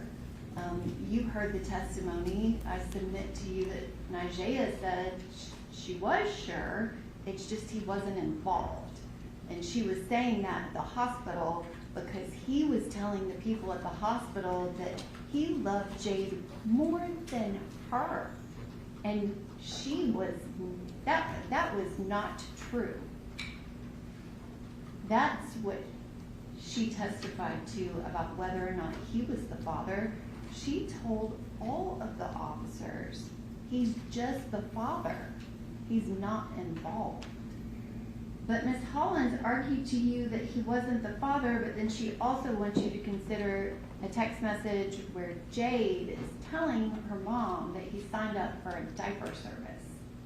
You can't have it both ways. Also, Blaise Taylor told people he was the father of her baby. He told Keontae, Nigea, the people at Vanderbilt. He told the police officers. Now, when he calls 911, he's with a friend. But when the police come, that is his girlfriend. He is absolutely committed. And the text messages with Xavier Winford absolutely were not submitted for any purpose of saying somehow Mr. Taylor was a bad person because he was seeing more than one woman. It was for that very purpose. He had someone that he loved, that he was telling, I love you. But also the rest of that thread is that something's happening, but everything's going to work out for them. But it's very much against what he told the police that Jade Benning was his girlfriend. His interactions with her, it wasn't I love yous. She also wasn't going to admit he's the father of the child, but yet wants to say that they picked out the baby's name together. Well, Nigea Jackson testified about that, and she was very specific that that was a name that Jade suggested, and he agreed. He didn't disagree with it. But you also heard testimony that Jade's unborn baby girl's name is Ivy. She, just to clarify, I don't know where the Lauren Weber Mario connection came from. I submit to you that the evidence that you heard was that Mario texted Jade. Jade texted Danny. Danny wasn't in town. No one met up. Lauren Weber was not involved in that. Lauren Weber went to the apartment, and her testimony was that it seemed too clean. And she told the officers that. That was the first thing she said to them. She went in, and it was so weird to her that she took 2 pictures and she walked the apartment. I submit whatever happened within the police department for officers to not go there that night and seize that scene, absolutely, that is a mistake. That should have happened, and it did not happen, but it doesn't change anything. Thank God for Jade's family and friends that they were not happy because nothing was happening and it needed to happen. And They took care of it. There was nothing that was disturbed. Now, Mr. Taylor in the cleanup, he did not put the camera back. And they put the camera back where it would be, where it would face the door, not knowing if he could come back in because the police aren't there. Ms. Hollins also argued that somehow if he wanted to kill the baby, that he wouldn't be wanting updates from Jade's mom. Jade's mom's updating him because nobody knows yet about the cocaine. That first drug screen in the hospital, it was negative. Nobody knows what's happened. She referenced the cause of death with Dr. Carney. Not the cause of death, the manner of death with Dr. Carney. And she put the report up, and it very, very clearly states that there's a suspicion for homicide because it's possible that she ingested the cocaine without her knowledge. Someone gave it to her. But Dr. Carney's determination has nothing to do with yours. Your determination is reviewing all of the evidence to determine what proof beyond a reasonable doubt. If she determined it was a homicide, you could not consider her determination for your decision. That is for the death certificate. Ms. Holland's arguments to you about Blaise Taylor. We wish we had the surveillance video. Yes, it would be much better if we had the surveillance video, but not to exculpate him. It would show him going in and out. How long was he out there before he went back inside on 911? How many times did he go out there? It would show Jade Benning pulseless the way he saw her being carried out by the EMTs. There is nothing about that that undoes the proof in this case.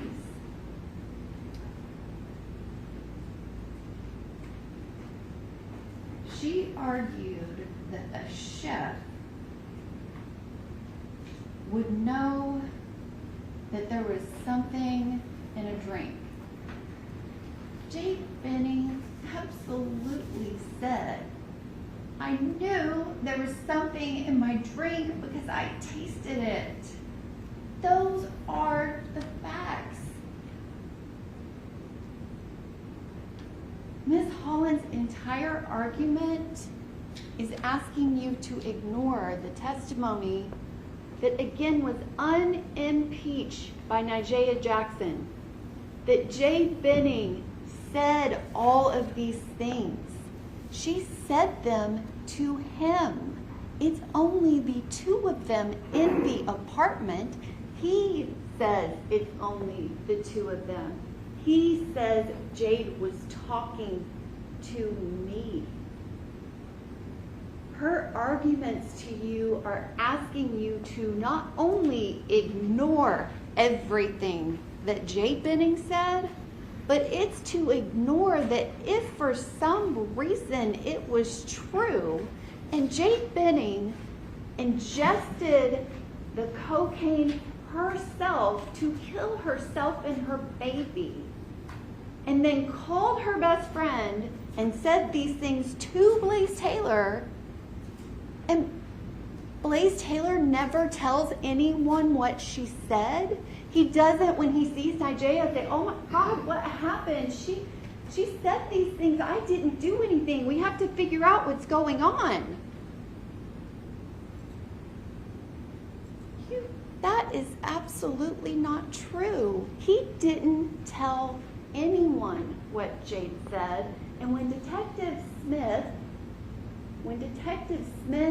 asked him if Nijaya would have any reason to make up these accusations, he didn't even say she was making it up. He said, I think she's just in shock, and I was the last one with Jade. There is no explanation because Jade Benning said these things. It is the proof and evidence in this case. Jade Benning named her murderer and the murderer of her baby, and she told you why. The state does not have to prove the why, but Jade Benning told you why. And I submit to you that the evidence in this case is proof beyond a reasonable doubt that Blaise Taylor is guilty of all 4 counts of the indictment. Thank you.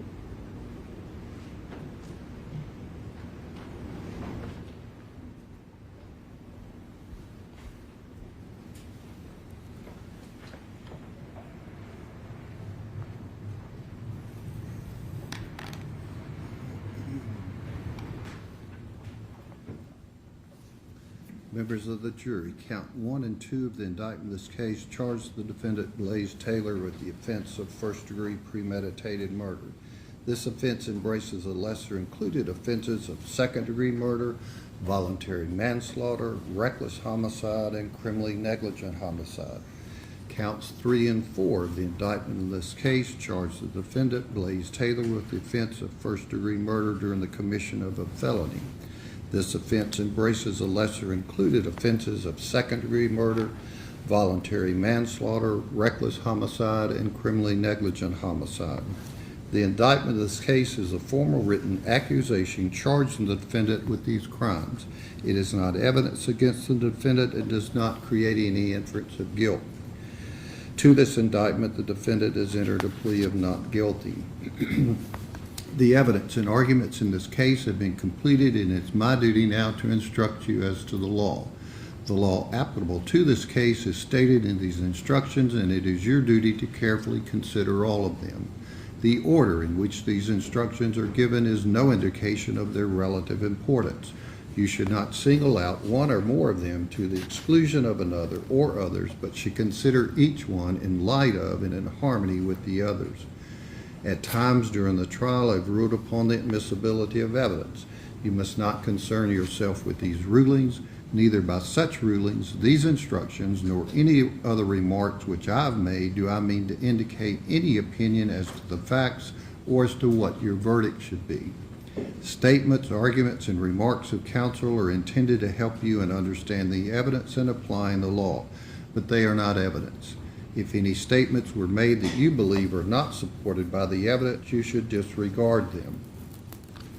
As to any question to which an objection was sustained, you must not speculate as to what the answer might have been or as to the reason for the objection, and you must assume that the answer would be of no value to you in your deliberations.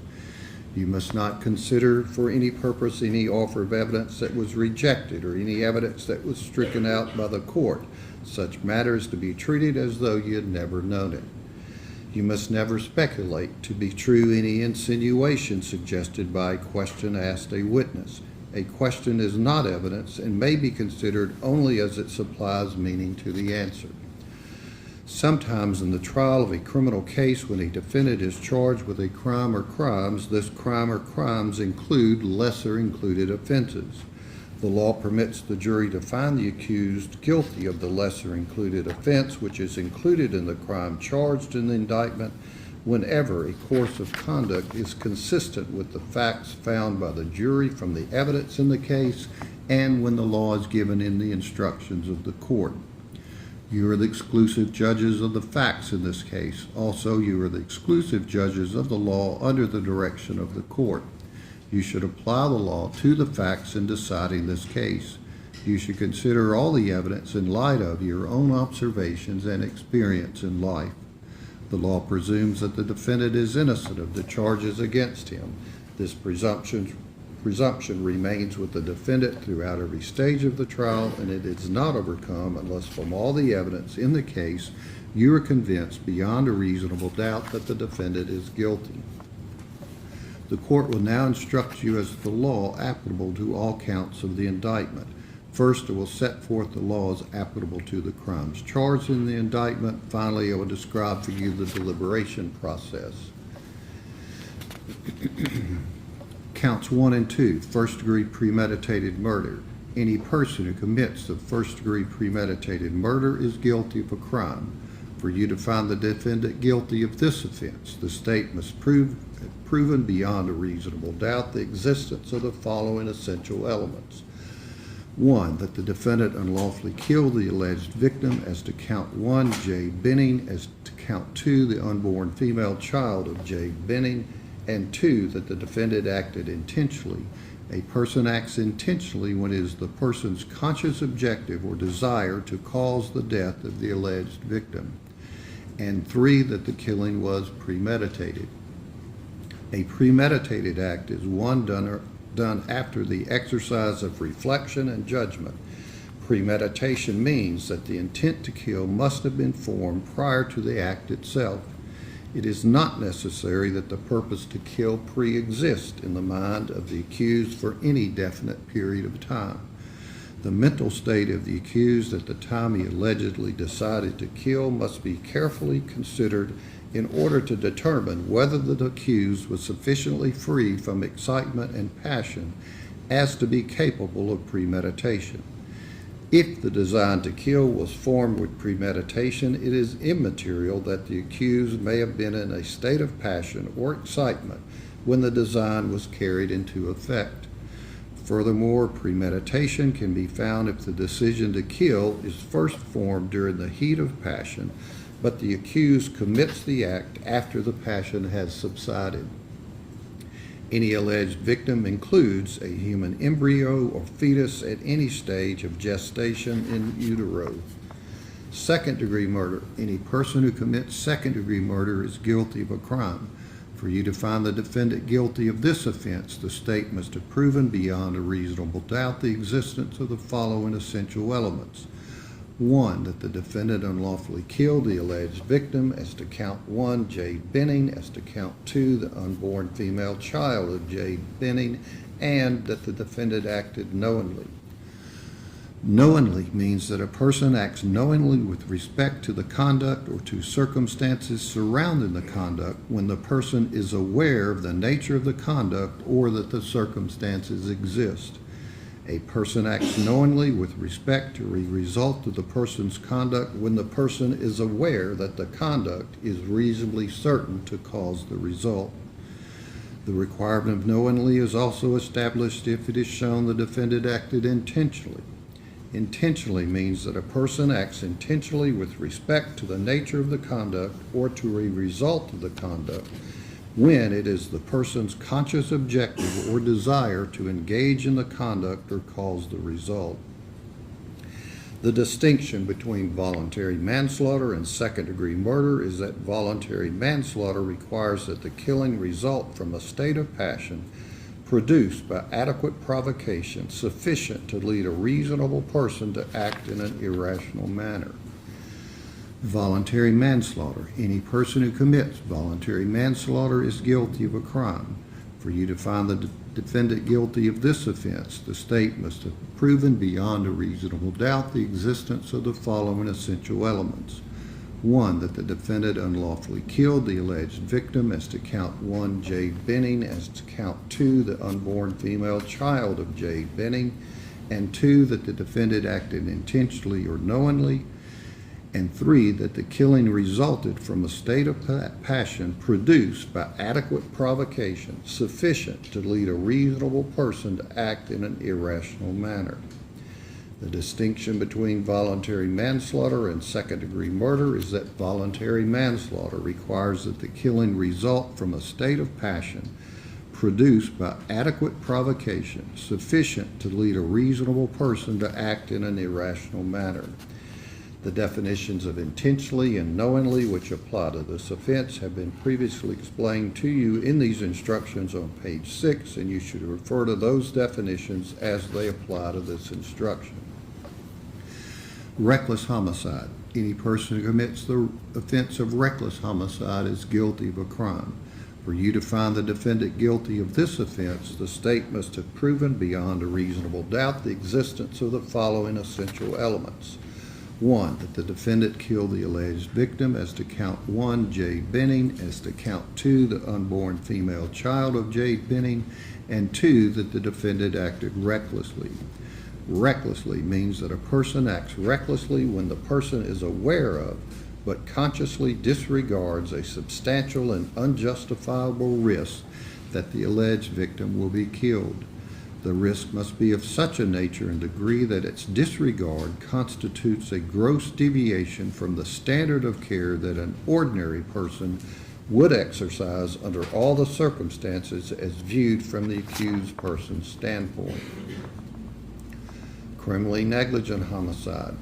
Any person who commits criminally negligent homicide is guilty of a crime. For you to find the defendant guilty of this offense, the state must have proven beyond a reasonable doubt the existence of the following essential elements. 1, that the defendant's conduct resulted in the death of the alleged victim, as to count 1, Jade Benning, as to count 2, the unborn female child of Jade Benning, and 2, that the defendant acted with criminal negligence. Criminal negligence means that a person acts with criminal negligence when the person ought to be aware of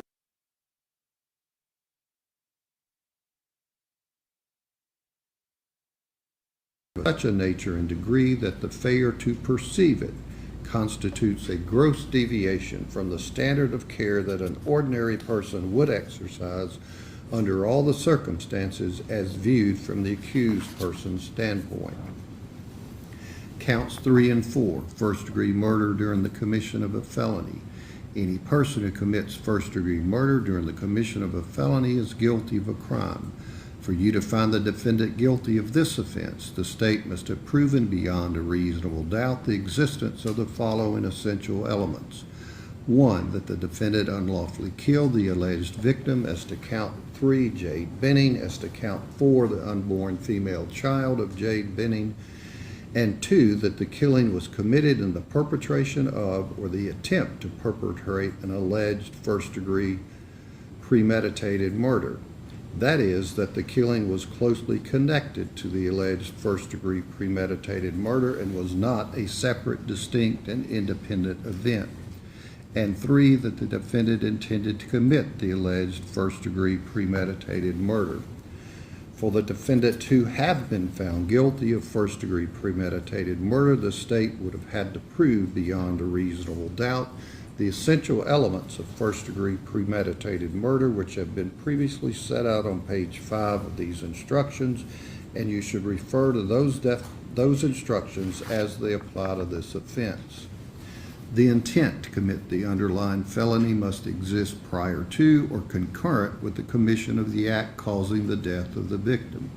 Proof that such intent to commit the underlying felony existed before or concurrent with the act of killing is a question of fact to be decided by the jury after consideration of all the facts and circumstances.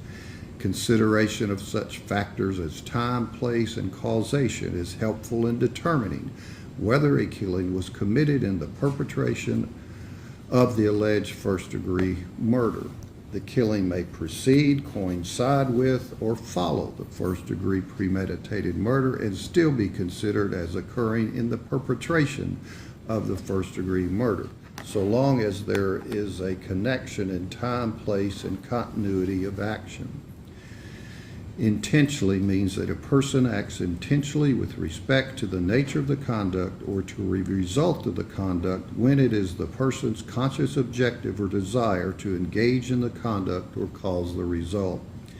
Any alleged victim includes a human embryo or fetus at any stage of gestation in utero. Second-degree murder. Any person who commits second-degree murder is guilty of a crime. For you to find the defendant guilty of this offense, the state must have proven beyond a reasonable doubt the existence of the following essential elements.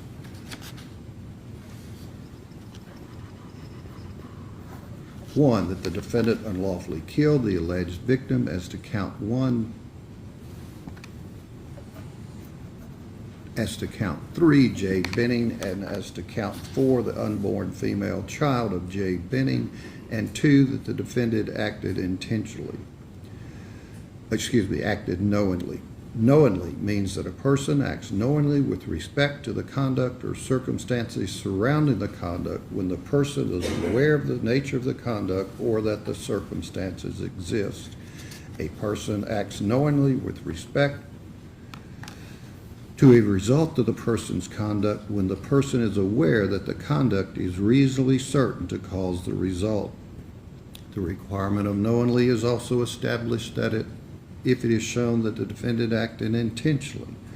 Intentionally means that a person acts intentionally with respect to the nature of the conduct or to a result of the conduct when it is the person's conscious objective or desire to engage in the conduct or cause the result.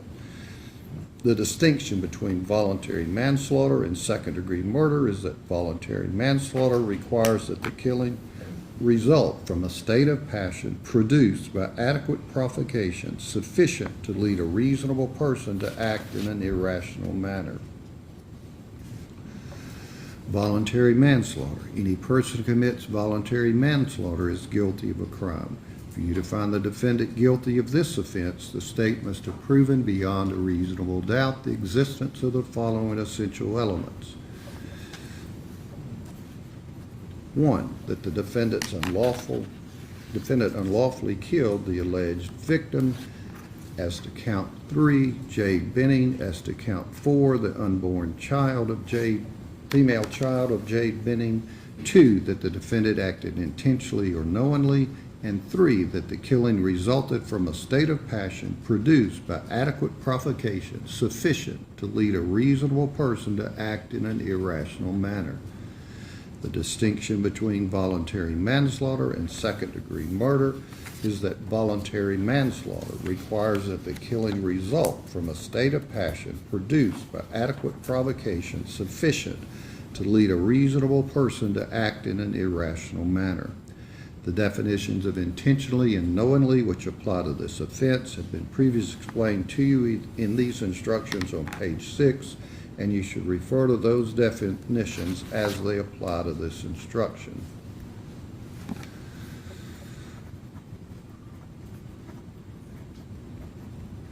Reckless homicide. Any person who commits the offense of reckless homicide is guilty of a crime. For you to find the defendant guilty of this offense, the state must have proven beyond a reasonable doubt the existence of the following essential elements. 1, that the defendant killed the alleged victim, as to count 3, Jade Benning, as to count 4, the unborn female child of Jade Benning, and 2, that the defendant acted recklessly. The definition of recklessly has been previously defined to you in these instructions, and you should refer to that definition as it applies to this instruction. Criminally negligent homicide. Any person who commits criminally negligent homicide is guilty of a crime. For you to find the defendant guilty of this offense, the state must have proven beyond a reasonable doubt the existence of the following essential elements. 1, that the defendant's conduct resulted in the death of the alleged victim, as to count 3, Jade Benning, as to count 4, the unborn female child of Jade Benning, and 2, that the defendant acted with criminal negligence. The definition of criminal negligence has been previously defined to you in these instructions, and you should refer to that definition as it applies to this instruction. When you begin your deliberations on the indictment, you must first deliberate on the indicted or charged offense. If you find the defendant guilty of the indicted offense, you may stop your deliberations as to the remaining charges within that count of the indictment. If you find the defendant not guilty of the indicted offense, or you have a reasonable doubt, then you must find the defendant not guilty of the indicted offense and next consider the lesser included offenses as set out in your verdict form. You must first deliberate on the greater offense and reach a verdict as to the greater offense before you move on to the next lesser included offense. If you reach a verdict as to the guilt of the defendant as to a greater offense, you may stop your deliberations as to that specific count. If you find from the proof beyond a reasonable doubt that the defendant is guilty of murder in the first degree as to counts 1, 2, 3, or 4, then it shall be your duty after a separate sentencing hearing to determine whether the defendant will be sentenced to life imprisonment without the possibility of parole or life in prison, but you will not consider punishment for this offense at this time. I noticed that some of the jurors appear to be making notes during the trial of this case. Please bear in mind that these are your notes and for your use alone. The taking of notes is simply an aid to memory, and the jury must understand that they are to recall the testimony and to use the notes only as an aid to memory. And any juror who takes notes will use those notes only for that juror's assistance in that regard and not as an authoritative thing to show others.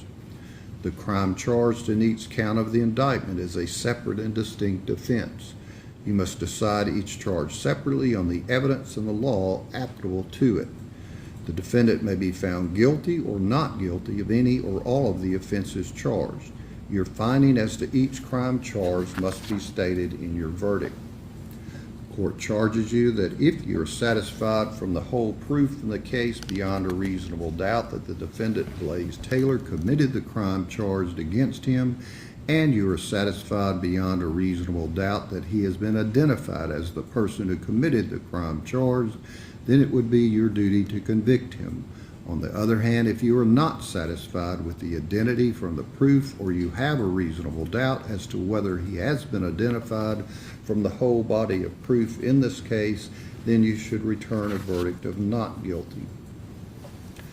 During the trial, you heard expert testimony of Dr. Michael Olashoga and Dr. Kelly Larkin, who was described to us as an expert in the field of emergency room medicine, Detective Tom Miller, who was described to us as an expert in the field of digital forensics, Dr. Aaron Carney, who was described to us as an expert in the field of forensic pathology, Dr. Carrie Midthen, who was described to us as an expert in the field of forensic toxicology, Eric Devlin, who was described to us as an expert in the field of digital forensics, Nicole Dowell, who is described to us as an expert in the field of forensic science drug identification, Dr. Alex Kroltulski, who is described to us as an expert in the field of forensic pathology, Dr. Melissa Giguere, who was described to us as an expert in the field of forensic toxicology, and Dr. Janice Lindsay, who was described to us as an expert in the field of forensic toxicology. The rules of evidence provide that if scientific, technical, or other specialized knowledge might assist the jury in understanding the evidence or in determining a fact and issue, a witness qualified as an expert by reason of special knowledge, skill, or experience may testify and state their opinions concerning such matters and give reasons for their testimony. Merely because an expert witness has expressed an opinion does not mean, however, that you are bound to accept this opinion. The same as with any other witness. It is up to you to decide whether you believe this testimony and choose to rely upon it. Part of that decision will depend on your judgment about whether the witness's background or training and experience is sufficient for the witness to give the expert opinion that you heard. You must also decide whether the witness's opinions were based on sound reasons, judgment, and information. You're to give the testimony of an expert witness such weight and value as you think it deserves, along with all the other evidence in the case. Direct evidence is defined as evidence which proves the existence of the fact in issue without inference or presumption. Direct evidence may consist of testimony of a person who has perceived by the means of his or her senses the existence of a fact sought to be proved or disproved. Circumstantial evidence consists of proof of collateral facts and circumstances which do not directly prove the fact in issue, but from which that fact may be logically inferred. It is evidence that proves one or more facts from which you find or infer the existence of some other fact or facts. Circumstantial evidence is all the testimony and exhibits which give you clues about what happened in an indirect way. It consists of all the evidence which is not direct evidence. An inference is a reasoned, logical decision to find that a disputed fact exists on the basis of another fact. You should consider all the evidence that is presented in this trial direct and circumstantial. The law makes no distinction between the weight that you should give either direct or circumstantial evidence. It is for you to decide how much weight to give any evidence. You are the exclusive judges of the credibility of the witnesses and the weight to be given their testimony. If there are conflicts in the testimony of the different witnesses, you must reconcile them if you can without hastily or rashly concluding that any witness has sworn falsely. For the law presumes that all witnesses are truthful. In forming your opinion as to the credibility of a witness, you may look to the proof, if any, of the witness's reputation for truth and veracity, the intelligence and respectability of the witness, his or her interest or lack of interest in the outcome of the trial, his or her feelings, his or her apparent fairness or bias, his or her means of knowledge, the reasonableness of his or her statements, his or her appearance and demeanor while testifying, his or her contradictory statements as to material matters, if any, are shown, and all the evidence in the case tending to corroborate or to contradict him or her. A witness may be impeached by proving that he or she has made material statements out of court which are at variance with his or her evidence on the witness stand. However, proof of such prior inconsistent statements may be considered by you only for the purpose of testing the witness's credibility and not as substantive evidence of the truth of the matter asserted in such statements. Further, a witness may be impeached by a careful cross-examination involving the witness in contradictory, unreasonable, and improbable statements. However, immaterial discrepancies or differences in the statements of witnesses do not affect their credibility unless it should plainly appear that some witness has willfully testified falsely. When a witness is thus impeached, the jury has the right to disregard his or her evidence and treat it as untrue, except where it is corroborated by other credible testimony or by the facts and circumstances proved in the trial. If from the evidence presented you find that a witness has been convicted of a prior crime, you can consider such only for the purpose of its effect, if any, on his credibility as a witness. The defendant has not taken the stand to testify as a witness, but you should place no significance on this fact. The defendant is presumed innocent, and the burden is on the state to prove his guilt beyond a reasonable doubt. He is not required to take the stand in his own behalf, and his election not to do so cannot be considered for any purpose against him, nor can any inference be drawn from such fact. Tape recordings were allowed in evidence, and you were provided with a document purporting to be a transcript of the audio tape. This document was provided to you to assist in your listening to the audio. If from your listening to the tape you find discrepancies or inaccuracies between the transcript and the tape itself, you should rely upon your understanding of the tape and disregard those portions of the transcript you find to be inaccurate. The state has the burden of proving the guilt of the defendant beyond a reasonable doubt, and this burden never shifts but remains on the state throughout the trial of the case. The defendant is not required to prove his innocence. Reasonable doubt is that doubt created by an investigation of all the proof in the case and an inability after such investigation to let the mind rest easily as to the certainty of guilt. Absolute certainty of guilt is not demanded by the law to convict of any criminal charge, but moral certainty is required, and this certainty is required as to every element of proof necessary to constitute the offense. The state must prove beyond a reasonable doubt all of the elements of the crime charged, that the crime, if in fact committed, was committed by this defendant in Davidson County, and that it was committed before the finding and return of the indictment in this case. The verdict must represent the considered judgment of each juror. In order to return a verdict, it is necessary that each juror agree thereto. Your verdict must be unanimous. It is your duty as jurors to consult with one another and to deliberate with a view to reaching an agreement. if you can do so without violence to individual judgment. Each of you must decide the case for yourself, but do so only after an impartial consideration of the evidence with your fellow jurors. In the course of your deliberations, do not hesitate to re-examine your own views and change your opinion if convinced it is erroneous. But do not surrender your honest conviction as to the weight or effect of the evidence solely because of the opinion of your fellow jurors or for the mere purpose of returning a verdict. You can have no prejudice or sympathy or allow anything but the law and the evidence to have any influence upon your verdict. You must render your verdict with absolute fairness and impartiality as you think justice and truth dictate. If you find that the state has proven the defendant guilty beyond a reasonable doubt, then you should find him guilty. In that event, your foreperson will report that you find the defendant guilty and name the offense according to your previous instructions.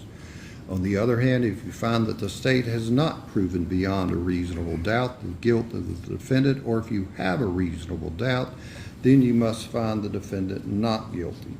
In that event, your foreperson will report that you find the defendant not guilty. You will be provided with a form for all possible verdicts in this case. For each count, the jury will check the appropriate verdict on the form, and your foreperson will sign the verdict form. The verdict form which you receive reads as follows. Verdict form. We, the jury, find the defendant Blaise Taylor, count 1, first-degree premeditated murder, and count 1 and 2, the verdict forms is the same. Choose 1. Guilty of first-degree premeditated murder, or guilty of second-degree murder, or guilty of voluntary manslaughter, or guilty of reckless homicide, or guilty of criminally negligent homicide, or not guilty. Count 3 and 4, the verdict forms are the same and read as follows. Count 3 and 4, first-degree felony murder during the commission of a felony. Choose 1.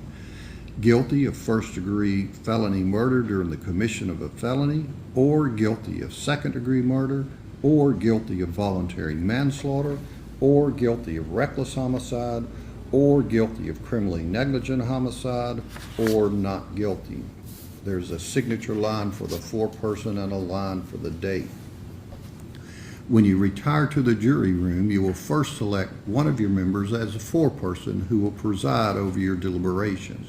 When you have reached a verdict, you will return to this courtroom and your foreperson will announce it. You must not imagine that the court has any opinion in regard to the facts.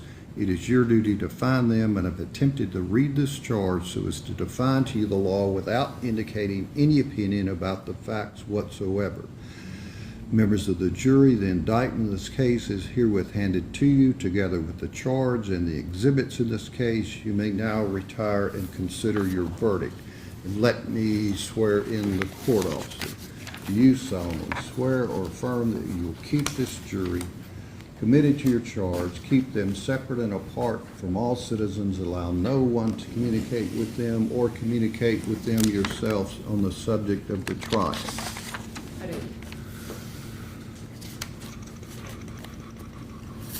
Sorry, let the lawyer step up just a moment.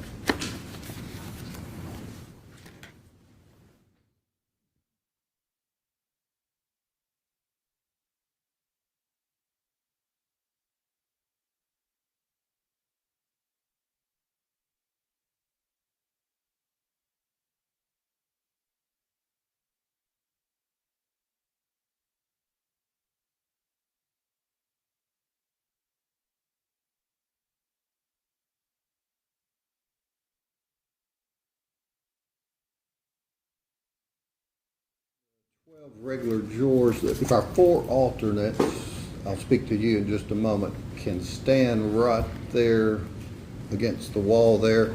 The other 12 of you, if you'll step down the hall, we'll get these items to you.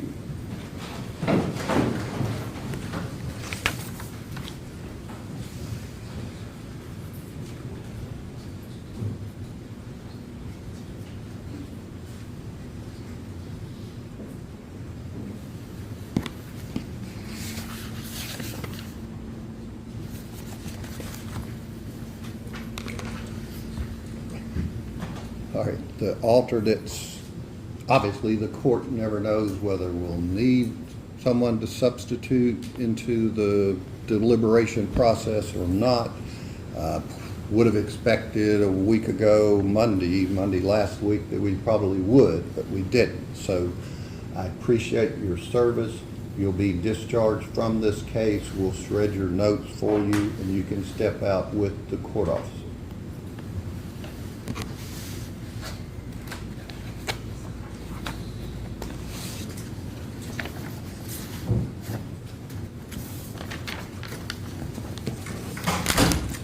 All right, we'll be in recess. Court to the recess.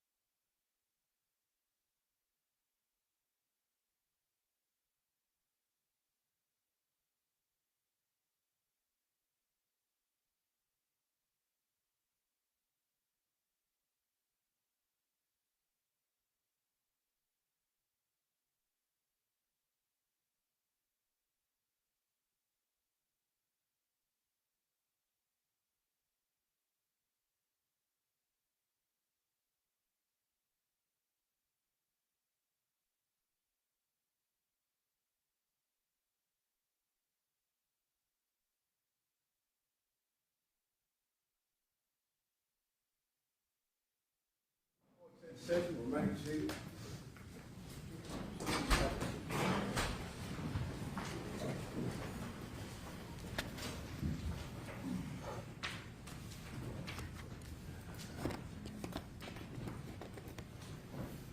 All right, the court's staff's been made aware that the jury's arrived at a verdict, so we'll let them step down and announce it. Just out of respect to the jury, just keep your reactions, if any, to yourself, and we'll deal with it. All righty?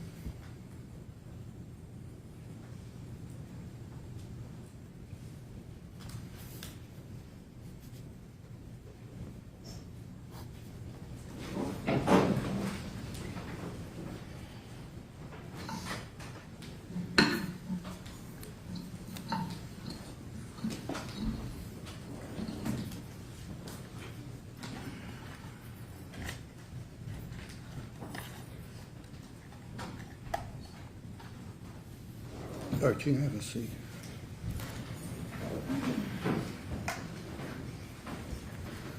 All right, ladies and gentlemen of the jury, the court just, and I say this just to reference to you by numbers. We start down at the far right and run down this way, 1 through 6, upper right, 7 through 12. So, Miss Juror number 7, you are the foreperson? And the jury's arrived at a unanimous verdict?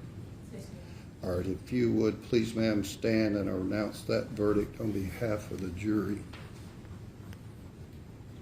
We, the jury, find the defendant Blaise Allen Taylor for count 1, guilty of second-degree murder. For count 2, guilty of first-degree premeditated murder. For count 3, guilty of first-degree felony murder during the commission of a felony. For count 4, guilty of first-degree felony murder during the commission of a felony. All right, if you'll turn that document in, please, ma'am.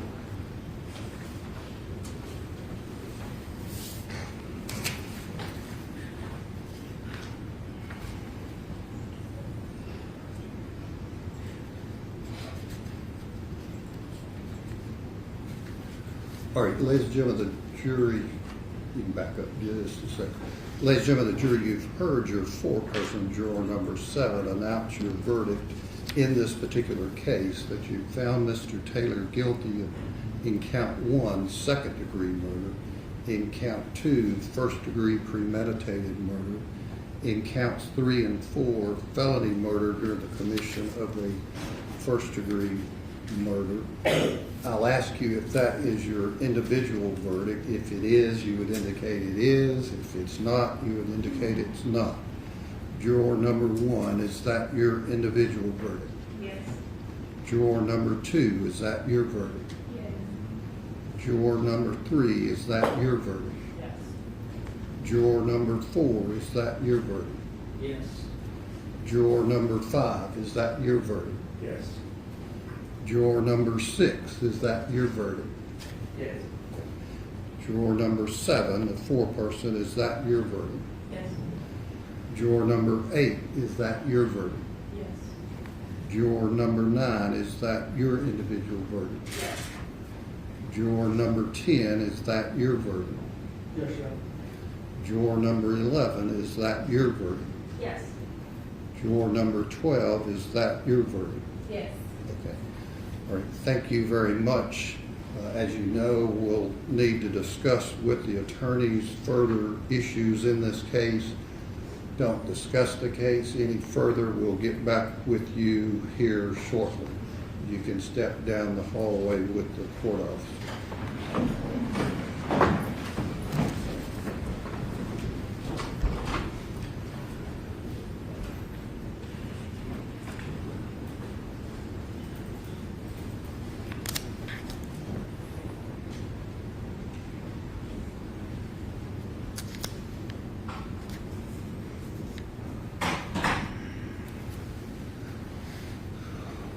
All right, Mr. Taylor, you've heard the verdict of the jury in count one.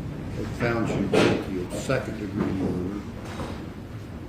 That verdict, as well as the other counts, guilty in count two of first-degree murder, counts 3 and 4, first-degree felony murder, will become the judgment of the court. In terms of counts 2, 3, and 4, will be the need for further sentencing hearing. Does the state contemplate introducing victim impact statement? Yes, Your Honor, upon the court finding that by the jury's verdict that we would be entitled to do that. Okay.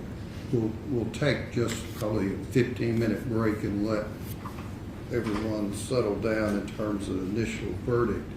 Come back and hear that proposed testimony under State versus Nesbitt, and then see Mr. Grant, Ms. Hollins, Mr. Joyner, what mitigating factors you want to submit and find that's necessary to submit to the jury. So, The state's position is that Nesbitt only applies in death penalty cases. what As far I'm as talking doing- about as far as victim impact 403 analysis. Under Nesbitt, if it's life without parole, there is no analysis. So you That can, is, there's no dry run unless it is a death penalty case. you can just have whatever that may be overly prejudicial. No, it will be victim impact under pain. Okay. And does Mr. Brand, Ms. Hollins, you have prepared proposed mitigating circumstances? Yes, Your Honor, I think there are mitigating circumstances, mitigating factors we would argue to the jury. Okay, all right, if you'll get those, I think we need a minute probably. okay, like I said, we'll take a short break, but let me ask the state this. There are cases with, obviously with the finding in count one, that wouldn't be considered by the jury, but there's also, I think it's Hargis versus State, that does apply to any felony murders, that your notice that you submitted, the felony murder portion, I think it's your number 2, wouldn't apply in counts 3 and 4. Disagree, Your Honor, because it is Middlebrooks. It is not a Middlebrooks situation. It is within the legislation that amended the statute post-Middlebrooks, so that is something the state submits the jury can consider in a felony murder sentencing, That an aggravating factor is the felony murder. which is based upon that aggravating circumstance, which is above and beyond just the definition of felony murder. What do you mean by that? Well, that the jury would have to find the aggravating circumstance that, again, that it is not a Middlebrooks situation, so that state's position is the jury can consider that as an aggravating circumstance. That was the whole issue in Middlebrooks. But there's some that would only apply to certain counts. Yes, Your Honor, the age of the victim, certainly. Right. All right, we'll take 15 minutes and then come back and hear from the defense in terms of mitigation. Yes, Your Honor, the state would like to be heard or Oh, see sure. that. Yeah, let's then We have an argument Mr. about. Taylor, and by law, Mr. Taylor's bond has to be revoked, so if you'll step into the back and talk with your attorney.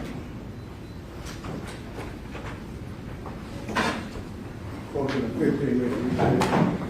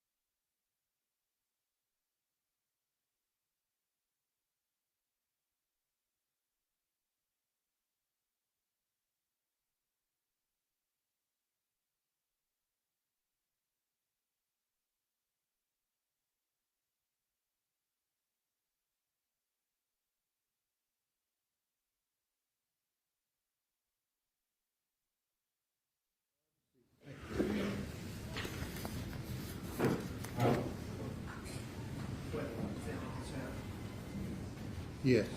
I was just saying, the defendant was out, that matter. Okay. Well, yeah, you can bring him up.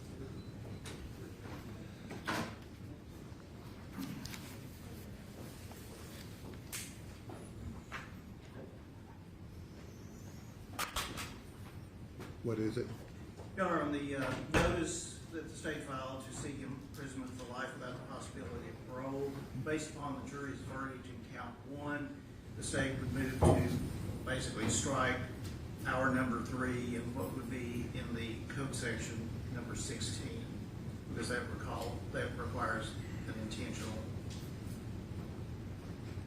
As to The the, murder was committed against a pregnant woman. Right. And the defendant intentionally killed the victim. The jury's verdict of a knowing killing, I think, removes that as an aggravated. from what would be, if it had been instructed at all, in count 3.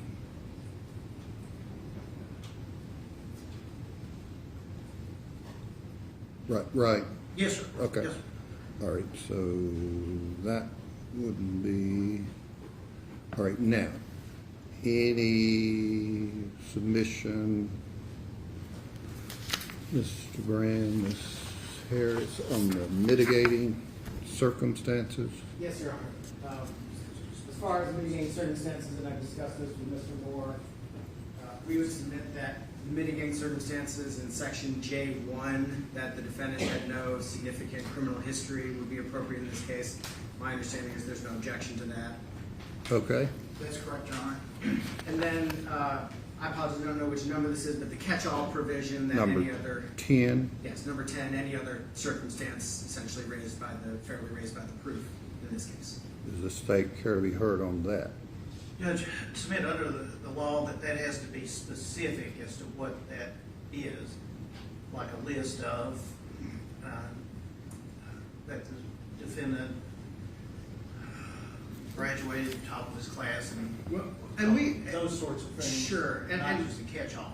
right, and so to specify, we would intend to put on proof related to Mr. Taylor's education, his high performance in school, his high performance in athletics. You would? We are going to. Okay. Yes, we are going to put on that proof today at today's Okay. hearing. His involvement in nonprofits, so community involvement, other essentially positive personal traits and background related to Mr. Taylor that would support mitigation. Okay. All right, I guess we can discuss the language of the court would place in there once we hear the proof. Anything else before the jury's brought down? No, Your I Honor. mean, you Statement give opening intended to- statements A and, brief, yes, Your Honor. okay. And we would as well, the state. Okay. And does the state, just again for court's edification, know how many witnesses you may be calling? 3. Okay. All right, let the jury step down.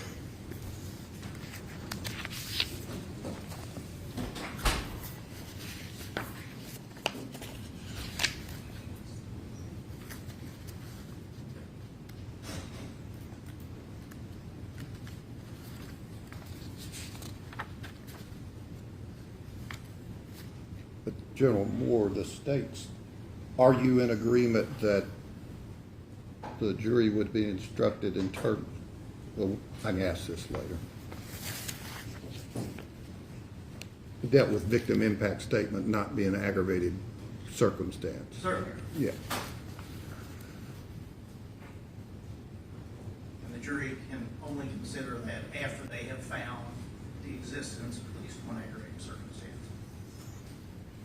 And just before we get into an issue, the victim impact statements are not going to include any statement of what they want to No, happen. no, we've discussed that. Okay.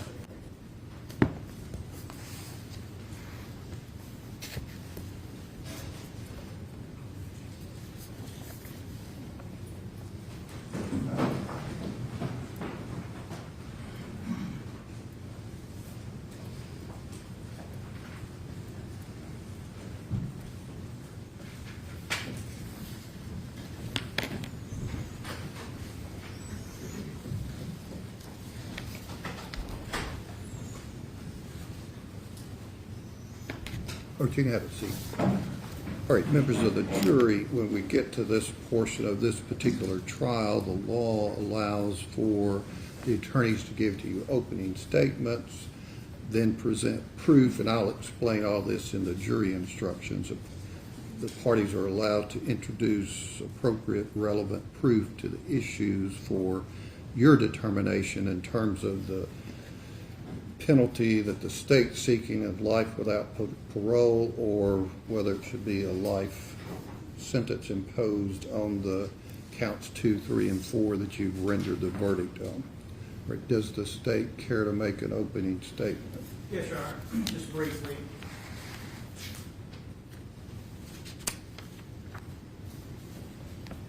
Members of the jury, because of your verdict, we are now going into the second phase of this trial.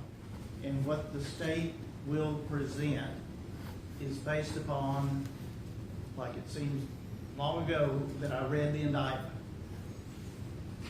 In this part of the proceeding, the state relies upon aggravating circumstances that are named.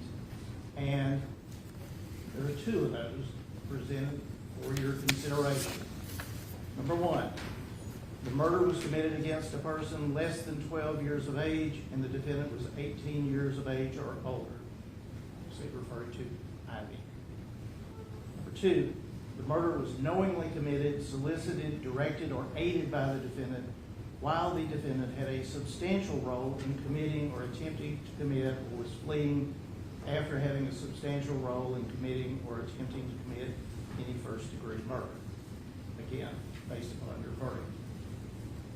The existence of those circumstances have been found beyond a reasonable doubt by your verdict.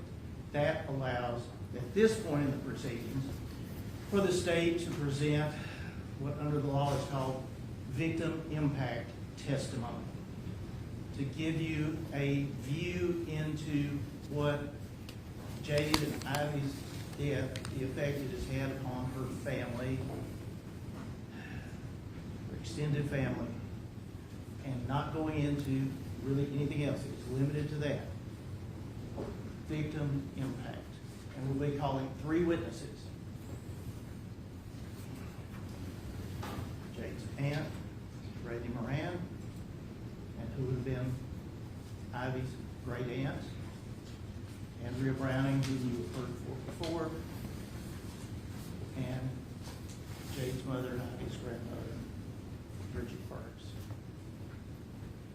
At the conclusion of that testimony, and whatever the defendant chooses to present, anything, this is why this is proceeding, that is submitted to your discretion. The judge will tell you the law, and once we conclude the proof, there'll be opening argument of the state. Perhaps the defense would have a chance, or they will have a chance to make an argument, and the state would close. Again, because we have the burden of proof throughout the criminal trial.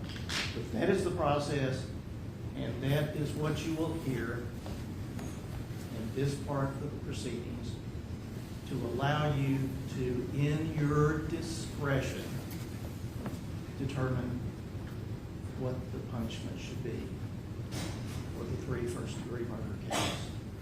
Thank you. Thank you, Your Honor. All right, any opening statement? Thank you.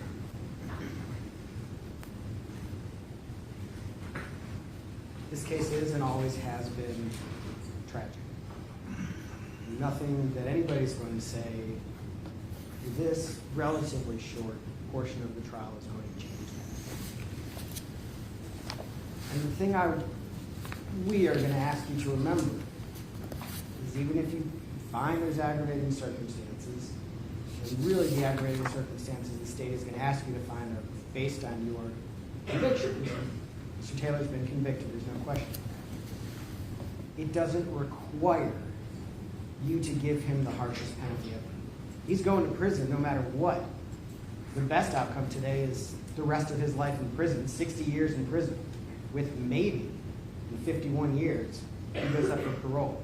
He's 30 years now. At 80 he goes up for parole. That's the best outcome for today. You don't have to give him life without the possibility of parole. You can give him the opportunity to try for rehabilitation.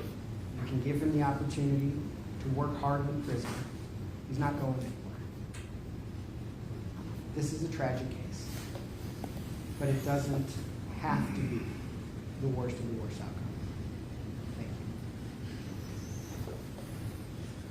you. Right, who's the state wanting to call? Your Honor, the state's first witness would be Ms. Brandy Moran, and as part of the proof in this portion of the proceedings, the state would ask the jury to incorporate all of the proof that has been presented. Okay, I mean, the law allows that. All right, let her step up.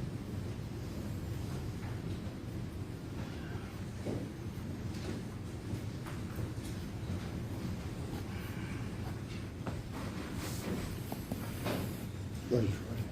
Do you swear the testimony you're about to give to be the truth, so help you God? Yes.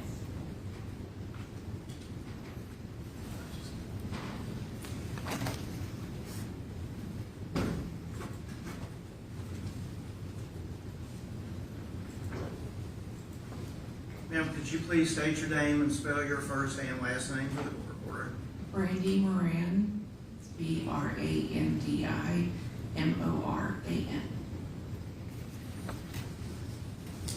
You heard me say a few minutes ago that you were Jade's aunt and would have been Ivy's great aunt. Is that correct? That's correct. And just so we're clear about the relationship, explain the family dynamics to us.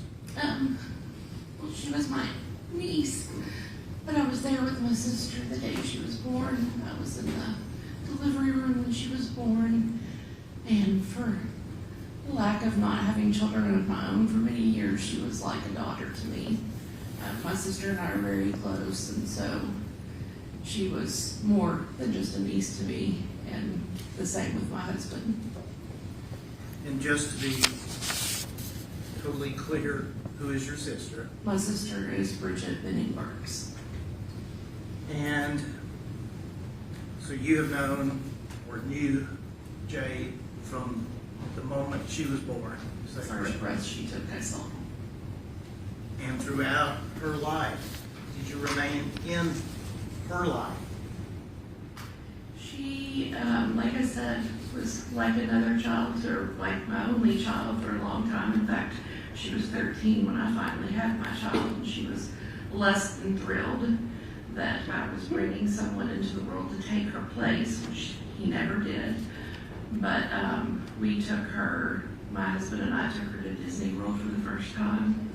I took her on her first trip to New York. She loved to travel. She was full of adventure. We traveled Europe together. We were in each other's lives when she went to culinary school. She lived with my husband and I. So we were very, very close. And where were you when you learned about the February 25th, 2023 incident? I was at my home in Northwest Arkansas, and I was actually folding laundry. My sister called and said something's happened with Jade. I don't know what's going on, but we're heading to Nashville. And I immediately we talked for a little bit. She was in the car, and in the meantime, my husband was in the background. Northwest Arkansas doesn't have a ton of direct flights, and it's a good 10 or 11 hours from here. So he was getting flights for me, the earliest that we could get in Kansas City. And we actually drove all night so I could catch a first 6 a.m. flight out of Kansas City to get to the hospital. Did you know before arriving at the hospital that Jade was expecting? Oh, yes. I learned that Jade was expecting on November 9th, 2022, because it was my son's 10th birthday. And she had actually traveled to Arizona. I was in Scottsdale for work, and my work was wrapping up, and I was flying out my son, and Jade flew out, and my best friend, so we could celebrate my son's 10th birthday together.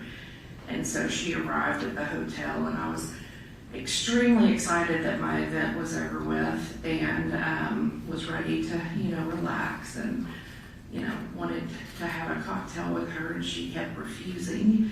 And so she finally had to tell me without everybody being there, but she had gotten me a little bag that said only the greatest aunts become great aunts, and it had a picture of the ultrasound inside. So from then on, if you look at our text, every single communication after that was about this baby. And so would it be fair to say you were looking forward to being a great aunt? Oh, yes. I had already asked off work I didn't have to ask off work, I work remotely. I'd already informed my boss that from middle of June through when my son had to go back to school, I would be working remote in Nashville, helping her learn how to become a mom.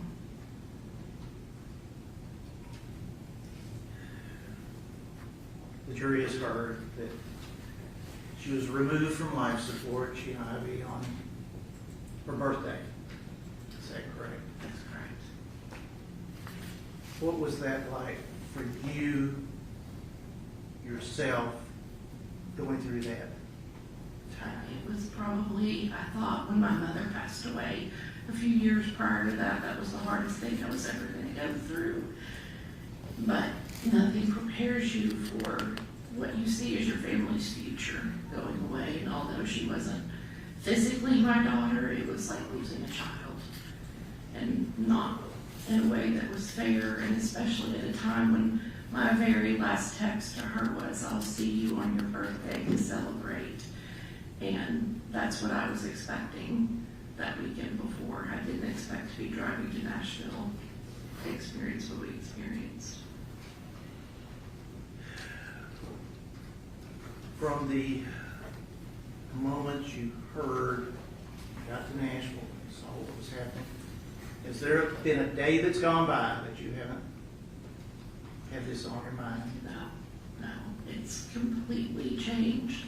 We have a small family to begin with, and it's taken away I won't say it's taken away happiness, and I've done a lot with therapy and grief, and it's never going to go away. But there's never going to be pure joy in the celebrations that we have, because there's always going to be one of the big pieces of our joy missing. So there's... And with respect to the family, your sister, surrounding people we have heard from, have you seen how this has affected them? Oh, it's everything. It's how we operate in life now. It's even how I allow my son to do things, because we are a normal family. This isn't anything you ever think you're going to talk about. When I say we were boring people, and we liked it that way, and you can't let go of the fact that this type of thing now, really happens to other people. It happens to you too, and it can happen to you. And so it impacts every decision, every thought. There's just across the board with my sister, with, our father, with my husband. My son was 10 at the time, and just trying to explain to him why somebody that was, just like a sibling to him is no longer here. And I was going to ask about that, because Jade and your son would be cousins. They were cousins, but they were closer than that. They fought like brothers and sisters, and she was 13 when he was born, and then she turned into his babysitter, and then, she hit adulthood, and he had a little bit of a problem with her being an adult and not just his cousin Jade. So they fought like brothers and sisters, and there's just, it's really hard for me, like I said, because we have a small family, and my husband and I had our son late in life, and we don't have a lot of other relatives, and she was his only cousin, and he's not going to have her now later in life the way I've had my sister. Like, I relied on, and she watched out for him. She could put him in his place like no other, and just it kills me that I know that he's not going to have that anymore. And have you seen that actually affect your son? Oh, definitely. I mean, our entire family has gone through therapy. He had a lot of problems right when everything happened in school, just with behaviors. And I mean, it's impacted every single day since it happened. Prior to this, was your sister, family unit happy? Oh, yeah, definitely. I mean, we were, you know, my husband and her husband are good friends. She and I are best friends, and like his children, like we all were just beyond just a happy, like I said, happy but boring, normal family.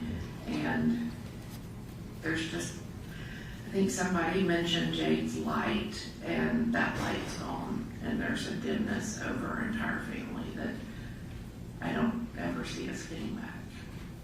Can you describe, put in words, what you have seen this do to your sister, to Jade's mother, Ivy's grandmother?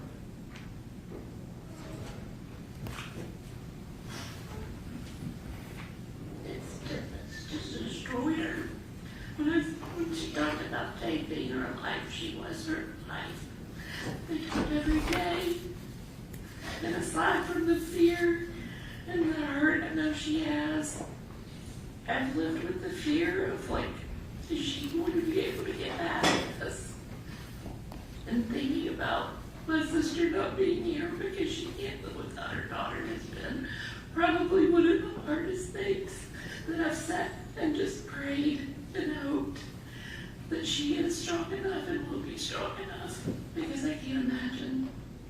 I can't look at my own child every Mother's Day and feel guilty that he's still here, and my sister doesn't have her little girl anymore.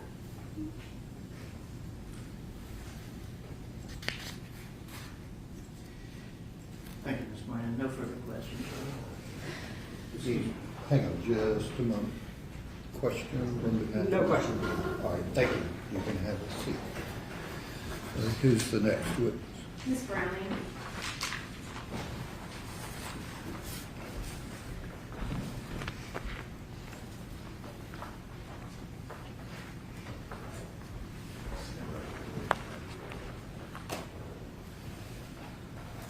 Do you swear the testimony you're about to give to be the truth, or do you not?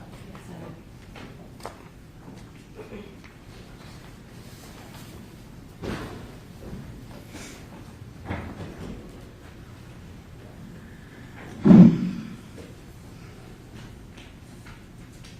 Ms. Browning, could you please state and spell your name for the record? Yes, it's Andrea Browning, Anderea, Browning.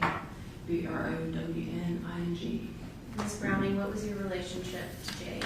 She was my bonus daughter. When did you and Jade's dad get married? 2009. When did you first meet Jade? She was about 7 years old, which is how old my daughter is now, our other daughter, Ava. And can you walk us through Jade's early life? Yeah, she was a little spitfire. The first time I met her, I'll never forget, because the light everybody keeps talking about, it's so obvious. And I was just, this girl was so full of life and so full of confidence. She always had a smile on her face, and she was always ready for anything. And she adored her dad and her family. She just, you could see it all over her face, and her body, her whole body lit up. And Ms. Browning, do you have another daughter? Yeah, Ava. How old is Ava? Ava's 7 now. She was 3 at the time. And can you describe Ava and Jade's relationship? Yeah, that's tough because, you know, like I said, Ava has Down syndrome, and so she's developmentally delayed, and she didn't know Jade because Jade was in Arkansas when Ava was born, and it was also during COVID, and we were taking lots of precautions about who we were exposing her to. And she finally met Jade in, I believe it was 2021, and they looked into each other's eyes and knew that they were sisters. There was a connection immediately. Like, it was really eerie, but also amazing at the same time. But having her here was so great for Ava because she got to know her last year. And also the toughest part about it was that's it. That's all Ava gets of her was just that 1 year when she was 3 years old. And what impact have you seen on Ava's life since losing Jade? It's tough to tell her because she doesn't understand a whole lot about it, especially because she was so young at the time. But she's really into pictures, and she's always pointing Sissy out in pictures. And she asks about Sissy. She uses an AAC for communication. She just randomly hits Sissy on her words all the time. And it's got a little picture of Jade. And Sissy's always with you, is all we can tell her, and just keep explaining to her how great and wonderful her sister and how much she loved her. And, you know, one of the toughest things I'll have to carry with that is that the Instagram post that Jade made that said, being in Nashville, one of the best things about being in Nashville is getting to watch my sister grow. And they will know her. And can you tell us about finding out Jade was pregnant and how excited the family was? They were so excited. I was initially shocked, and she could see that, and I think it was a short conversation, but we were automatically super supportive of her and super ready to do anything and everything, take her shopping, help her with decorating, help her with anything she needed help with. I mean, I had just become a mom myself not that long ago. You know, we talked a lot just about, you know, whatever you need, we've got you. And she didn't ask for much. She had a whole bunch. She knew she could do it. She's got all the confidence in the world. And the jury has heard a lot about Jade's support system and how many people showed up to Vanderbilt and how many people took action that night. Can you describe for the jury Jade's support system, how many people she has here today, and what it's done to her friends? I can't even begin to describe it because, like I said, she had only been here a year, and she was surrounded by people that were local, like at the end. I mean, obviously everyone from Arkansas came down, but the amount of people that came there that were not from Arkansas, that were there because she made an immediate impact on them, and they loved her so much, and they knew that this was going to be a huge loss to everybody. And can you walk us through that night of February 25th and how you found out and how Jade's dad found out? Yeah, I was actually asleep. I had a young child at the time. I had put her down a couple hours before, and I knew she was going to be up early, so I was sound asleep. And once I woke up, I saw the missed calls, and I was in such shock. I honestly don't remember a lot of like who called when, where, how. And I know Bridget had several missed calls from her as well as Dennis. And as soon as I talked to Dennis and got to Vanderbilt somehow on my own. That drive was awful. I could barely even operate my legs because I knew there shouldn't be anything wrong with her. And Jade was working at your brother's restaurant back in early 2023. Right. Can you describe the impact that her and Ivy's death has had on your brother's staff, your brother, just the restaurant as a whole? Yeah. It was devastating. It's been really hard to watch my brother because he hired her. I mean, he didn't even hire her. He recommended her to the head chef, and it was a no-brainer for her to hire Jade. You know, he just got her the interview. But everyone at that restaurant, and that's the biggest thing is they knew Jade was not doing anything she shouldn't be doing. And they were always telling me that. Yeah, how great she was taking care of Maybe all a the jury things. approach. I'm sorry. Okay.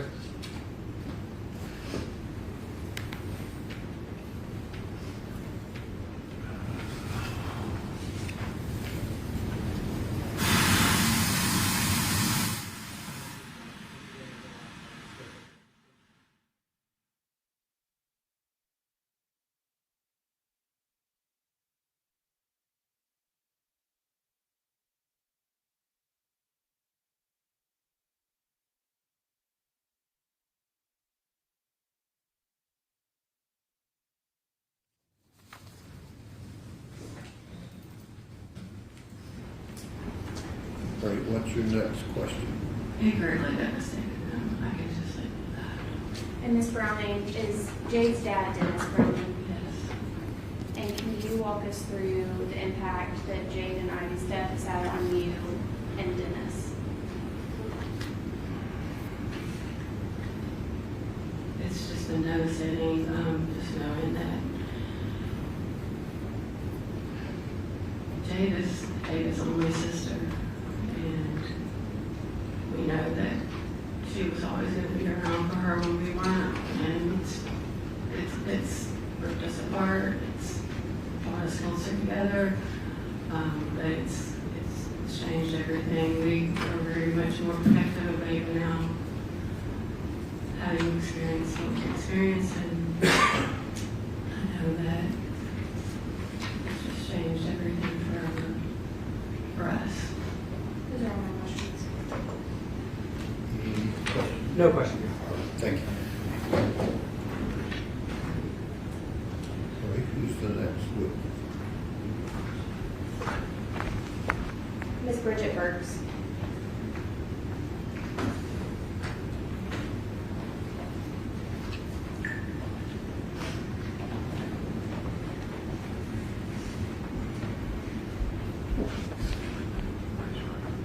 You swear the testimony you're about to give to be the truth, so help you God.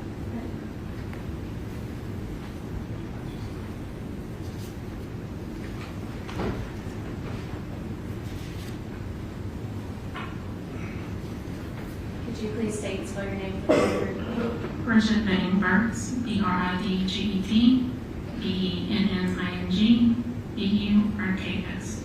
And Ms. Burks, who was Jade Benning to you? My baby girl. And was Jade your only child? Yes.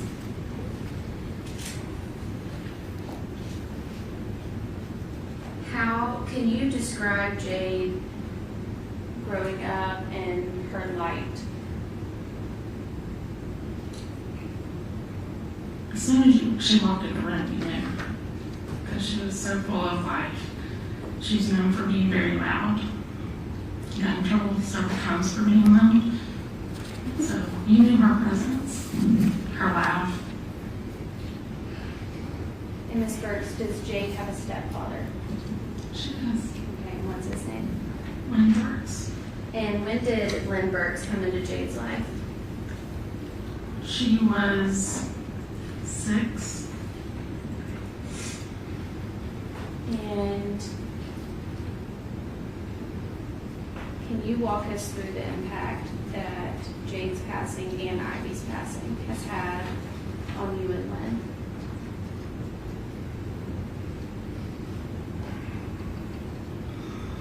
We also have 2 boys, and so it just makes it harder, makes us worry more about our other 2 boys. That was his baby girl. You couldn't tell him any different. And it's just a void that will always be there. Is your day-to-day life different without Jade?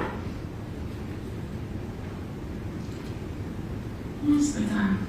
People ask, are you okay? And I always say yes. But behind closed doors, I'm not. And did you and Jade talk almost, if not every single day? Yes. And Ivy would have been your first grandchild? Yeah. Can you walk us through the impact of losing Ivy?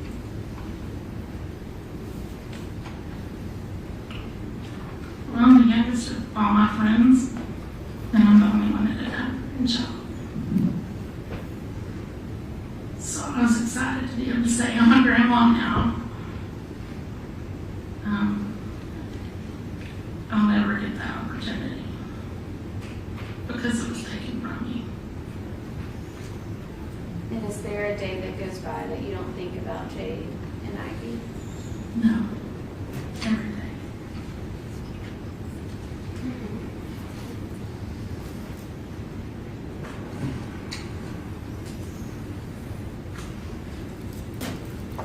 These are all my questions. All right, any questions? No question.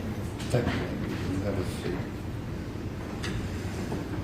Any other witnesses from the state? No, Your Honor. Any proof on behalf of Mr. Taylor? Yes, Your Honor. Very, very briefly, I would actually call Detective Adam Reese, who I believe is in the court. Okay.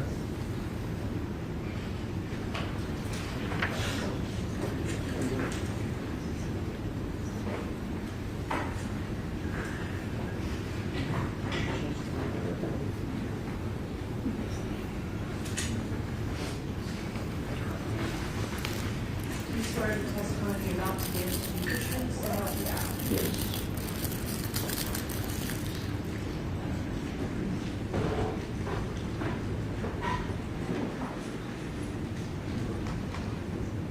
Detective Reese, as part of your investigation in this case, did you pull criminal history reports on Mr. Blaise Taylor? Yes. Do those include NCIC sort of nationwide background checks? Yes. In your investigation of criminal history on Mr. Taylor, did you find any prior criminal history? No, I did not. Thank you, that's all. Any questions? No. Okay. All right, who's the next witness? Your Honor, we would call Evie Taylor. Okay.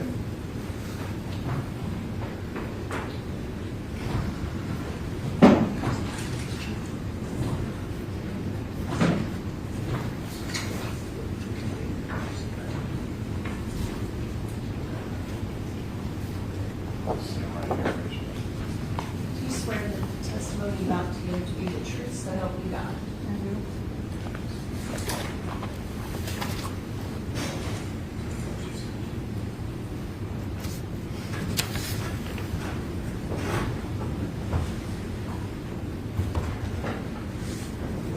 It's Dr. Taylor, right? Yes, Dr. Taylor, can you please state your full name and spell it for me? it's Evelyn Taylor, EVELYN, TAYLOR. And Dr. Taylor, what is your relationship to Blaise Taylor? He's my son, And how many children do you have, Dr. Taylor? 2. And is Blaise your older child or younger child? He's my oldest. And how old are your 2 children? 30 and 28.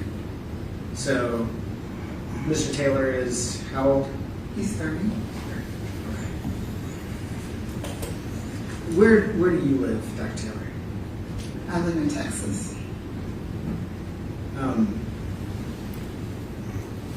Can you tell us a little bit about who Blaise Taylor is? Yes.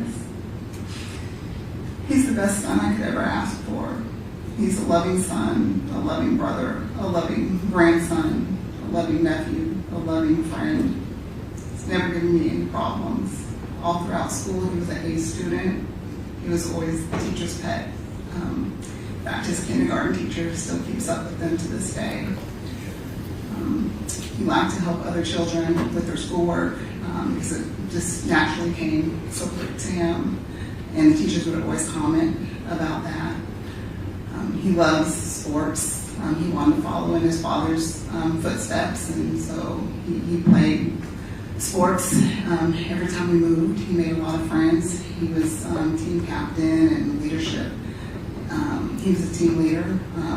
A lot of the parents would come to me and tell me that how much respect they had for him. He was a good student in the classroom and in sports, and he was the type of boy that they wanted their children to hang around because he was never getting in any kind of trouble and was very respectful. Where did this? I'm gonna interject for a minute. Where did Mr. Taylor grow up? We lived all over. He was born in Texas, but because of my husband's profession, we move every few years. So we lived in Texas. From there, we went to New Mexico, and then Louisiana, and then Tennessee, then Oklahoma, and then Alabama, and then Arkansas. And is it fair to say sports are kind of a big deal for your family? Yes. So you mentioned he was very involved in sports. What sports specifically was Mr. Taylor involved in? Well, his favorite sport was football. And that's real big in your family. Yes. Right? When did he start playing football? When he was 5 years old. And how long did he play? He played through college, and then he got an invite to try out for the New Orleans Saints upon graduation or after his senior year. And he ended up not pursuing it professionally? He didn't make the team, the Saints. How did he, let's start with high school. How did he perform in football in high school? He was a team captain in high school, one of the leaders on the team. He actually graduated early. He graduated a semester early so he can go to college early. And you mentioned a little bit about his grades while he was team captain and playing football. How were his grades in high school? All A's. And then where did he end up going to college? He went to Arkansas State University. And I think we heard a little bit about that during the trial. Did he play football in college also? Yes, he played football in college, and he actually graduated with his bachelor's and his master's degree in business in 2.5 years. He was the first college football player to ever do that. And while he was there, he started a nonprofit, the Power 1 or 2. He's very passionate about helping children in underserved areas and communities. And so while in college, him and his sister co-founded that nonprofit. And they just did a lot of community events for those children, mentored them. He was a big brother. He volunteered at the alternative school. And his senior year, I think he went like 3 times a week. Does that nonprofit still exist? The nonprofit still exists. They've actually given almost like over $90,000 in scholarships. They help each year. They do school supply drives for kids in underserved areas. They do Thanksgiving baskets and adopt a kid for Christmas for children that don't have resources to get presents for Christmas. Pretty much whatever the needs are wherever we live in the community. They just try to serve those children and just meet their needs. And you said Mr. Taylor's sister was involved in that as well? Yes. So if you talk to his sister Star, she'll say that he's her role model. She followed behind in his footsteps, and she's an A student as well. And if you ask her why does she make A's, she'll say because Blaise did. Why do you play basketball? Because Blaise did. From the time she was little, he would help her put her shoes on the right feet. When I was her coach, she would be looking at him, and even though he was only in junior high, she valued his opinion and wanted to hear what he was saying, what she can do better, how she can improve. Whether it was in the classroom, whether it was with sports, whether it was trivia things or whatever, whenever she needed advice, she would say that she would go to her brother. And is Blaise's sister here? Has she been here? She is. She has been. Is your family close? We're a very close-knit family. When we move a lot, we know we have each other, and then every time we move, we make several moves, but we always find like adopted families wherever we are. Usually it's through sports. The kids on their sports teams, and then they become a part of our family. I know that this process has been very hard. Does Mr. Taylor have support still from your family? Oh yes, he has support from our family. We have family members here. It's just hard because we're not from Tennessee. And we've had lots of different moves, so people that we're close to are in various states across the U.S. So when Mr. Taylor started working for the Titans, which we heard a bit about, he was in Tennessee and you were still in Texas? No, we were in North Carolina at that time. You were in North Carolina. Okay. Did you have an opportunity, did you keep up with sort of how he was doing at work? In work, yes. We talk regularly, and football's a big part of our family. That's what his dad does, so we have lots of conversations about work. What's your impression of Blaise's work ethic? Oh, he has a really good work ethic. If you ask anybody that knows him, that's one of the characteristics they'll say. He's a hard worker. He's always on time. He'll be one of the first ones there. He's going to make sure that he gets the job done. He has a really good work ethic, in everything he does, whether it was his schoolwork, an actual job where he's getting paid, whether it's a non-service, he always goes above and beyond. Okay. How about, are there any other, we talked a little bit about the nonprofit, are there any other kinds of community involvement or examples that you can think about from Blaise's life, either recently or longer ago, that you can tell the jury about? Well, he has a servant's heart, so he does a lot of community service. Usually wherever we live, like with his dad, the football teams usually do community service, so he would be involved in various things that they do. I know one thing, like when he was in high school, where he was actually old enough to make a decision to do those things, he was really involved with the Miracle League. And so that's something he did throughout high school, with big brother type programs, mentoring younger children, he would do that. And then when he was in college, he just did a lot of community service, like I was telling you about, like for his nonprofit, but it was primarily through being a big brother and volunteering at the alternative school. So being a mentor, he had a little brother that was assigned to him, and he would bring him to football practice and let him watch. He would go to school and help him with his homework and do things of that nature. And then when he volunteered, I believe it was the 3rd grade classroom at the alternative school, he would just encourage them to do their schoolwork, to respect their teacher, and if they made their points for the week, he would come and he'd bring teammates, and then they would play dodgeball and things like that. And if they had a good week and a good report, he would let them come with him to, or he'd get tickets for them to come to the football game. And he was really involved with the community baskets, and we would do community Thanksgiving dinners. I think one of the things that I'm most proud of Blaise for was one time when he was in college, we were in church, and they were doing baptisms. And I didn't know this because, he didn't tell me this. I'm just watching the baptism, and all the people come up and give testimonies, and it was a young college girl. And she said, I just want to thank Blaise because he really shared about the Lord to me. And he's really instrumental in my relationship with the Lord and my baptism. And all the accolades that he had, like in the classroom or on the field, they were nothing compared to what I feel like he did for this young lady that said that she's a friend that just went to the university.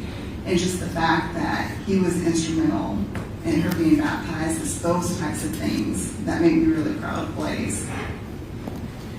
Dr. Taylor, one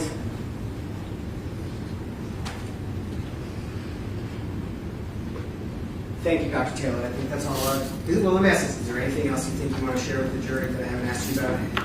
Your Honor, I would object to being that open-ended.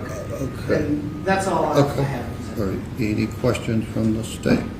No, Your Honor. Thank you. That is the defense's proof. Okay.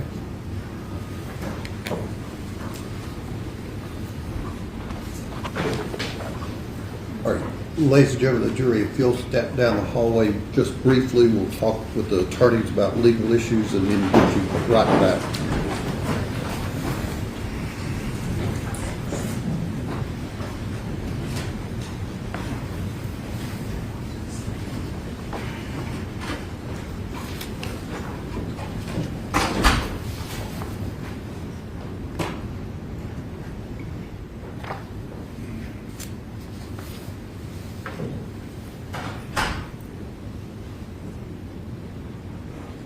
You can have a seat.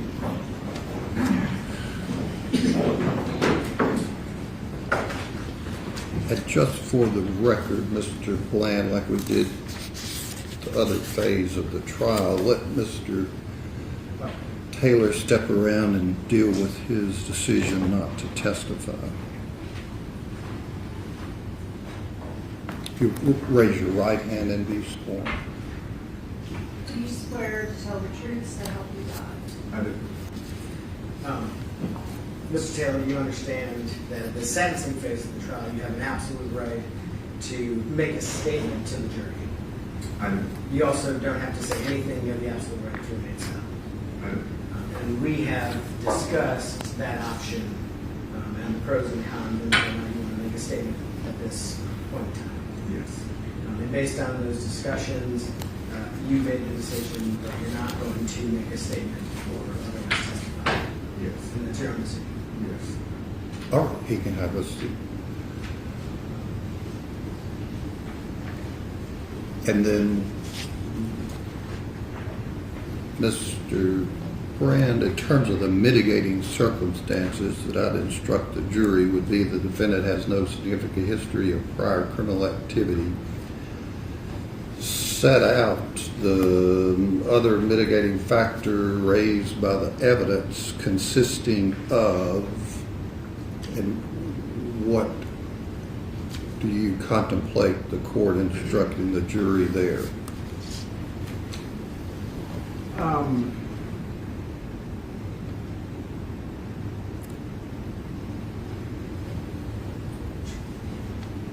Trying to think of how to phrase this, Your Honor. Right. I mean, excellent student. I might.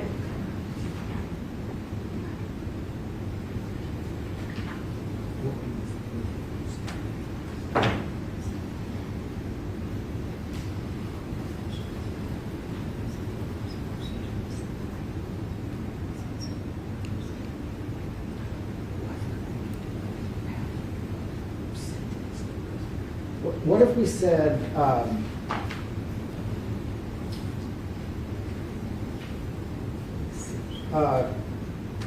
community involvement, prior acts of service, support system, and educational and personal achievements? That maybe in the ballpark?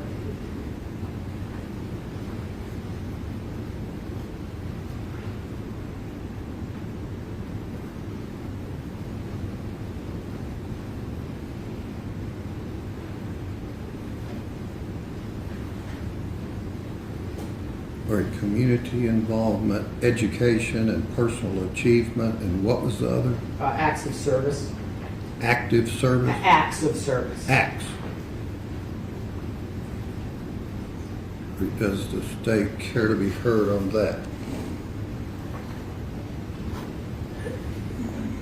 No, Your Honor, I think they come under the catch-all. Okay, and I was planning on setting forth that catch-all about any other mitigating, but then consisting of and then listing. Yes, Your Honor, I think that would be appropriate under the case law. And then charge as to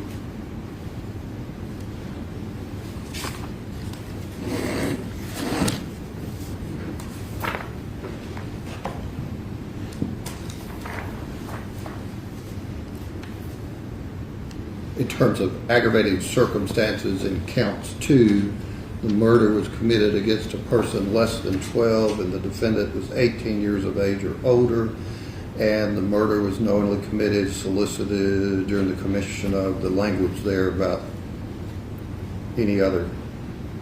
another first-degree murder. Yes, sir. Accurate. And in 3, it would just be that felony murder type language. Yes, sir. And 4 would be both again. Yes, sir. Well, both Yes, sir. again.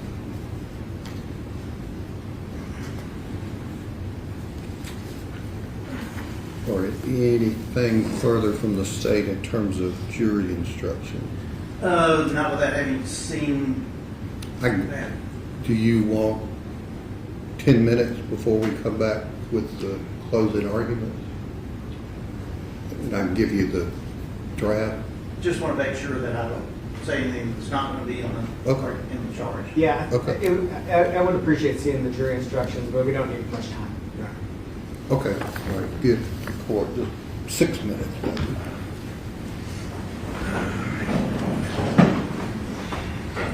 Court in a brief recess.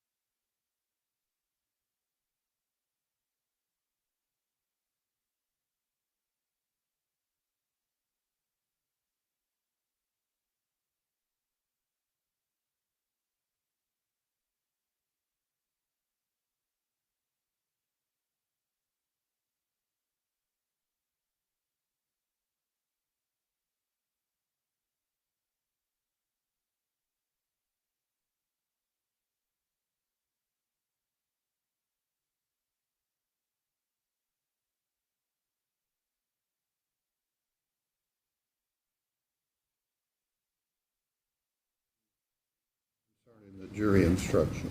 No, Your Honor. Mr. Brown, okay. All right, let the jury step down.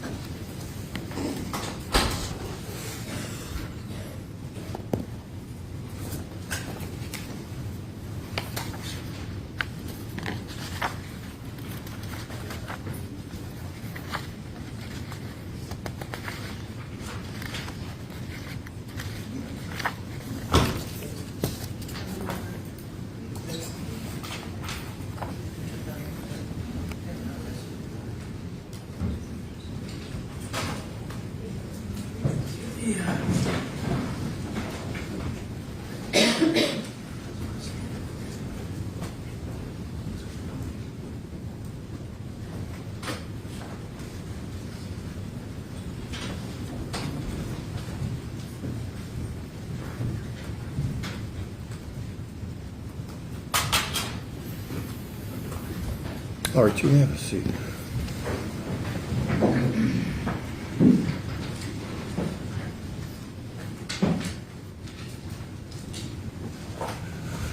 All right, any closing argument on behalf of the state?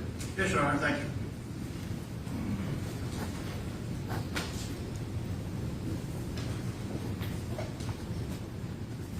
Members of the jury, we're down to just about the last decision you'll have to make. And that is, what is the appropriate punishment in this case? I'm going to start out by saying that yes, the judge will tell you that a life sentence in the state of Tennessee today is 51 years before parole eligibility. That's a long time. It's a really long time. But contrary to what Mr. Brand said about life without parole being the harshest penalty, the harshest penalty wasn't asked for, the death penalty. So there are 3 punishments for first-degree murder in the state of Tennessee. 1 wasn't on the table. Life without parole is the next step down, and life imprisonment is the minimum sentence for first-degree murder. The state submits that while there might not be a quantitative difference, who knows how long someone is going to live, but there is a qualitative difference. That is, what does the crimes that you have found Mr. Taylor guilty of, what do they deserve? And you can consider, I submit by your verdict, where you mentioned this, you found the aggravating circumstances by your verdict beyond a reasonable doubt. That then allows you, and Judge Dozier will read the instructions, not nearly as long as the first one, that upon that finding, you can consider victim impact testimony. What this man's actions have done to the people who loved Jade Benning and would have loved Ivy and did while she was in the womb. She never got a chance. She never got a chance to know how much she was loved. Mr. Taylor, the judge will tell you, consider mitigating. Yeah. Before this, he had no criminal record.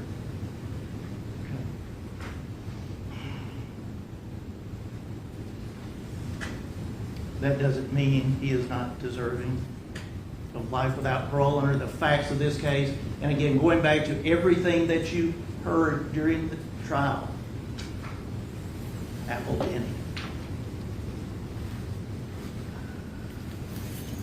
Apparently, Mr. Taylor was fine with helping out other people's children. He was a good student.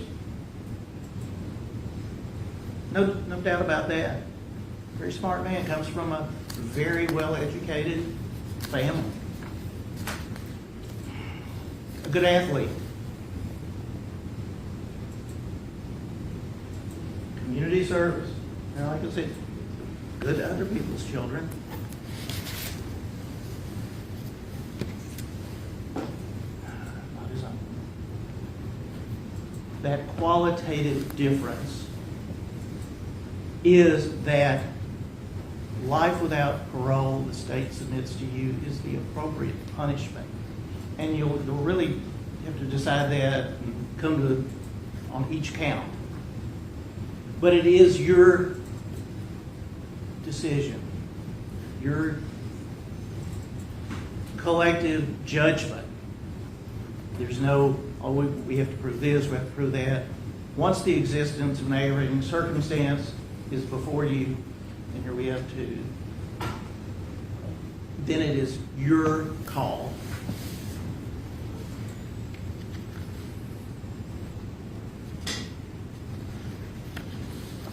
And one of the things, victim impact, and you've got, certainly, his parents didn't raise him to be like this. But the decisions that he has made were his and his alone.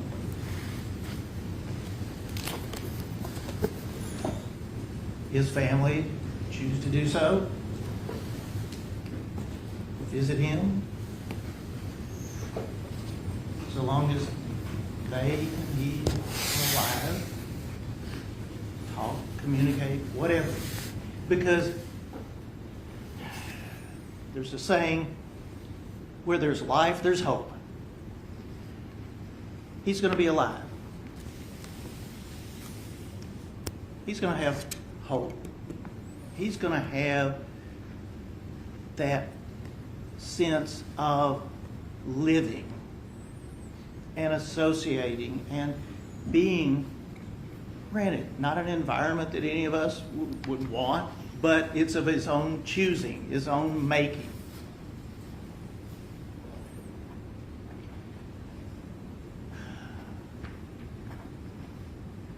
Jade and Ivy's family never have that opportunity. He took that from them 3.5 years ago, February 25th, 2023. He took something that no one is able to give back. And for that, on behalf of the state of Tennessee, submit that whatever hope of freedom that he should have, he does not deserve, and that he should not receive the minimum punishment for these offenses. Thank you very much. Any argument on behalf of Mr. Taylor? Thank you.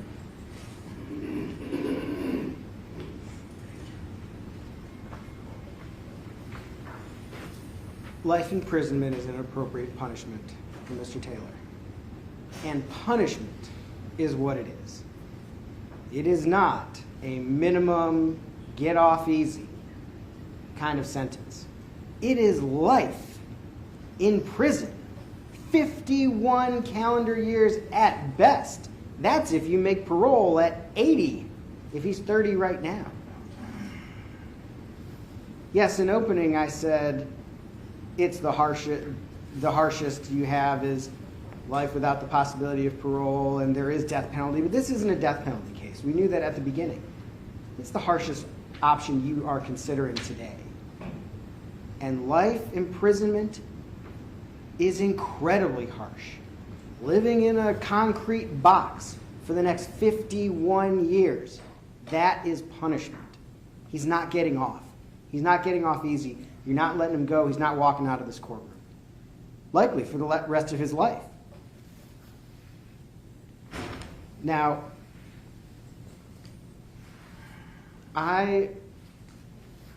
looking at the jury verdict, it occurs to me that maybe there is some consideration from the jury that you all think Mr. Taylor intended to kill baby Ivy and maybe didn't have the intent to kill Jade.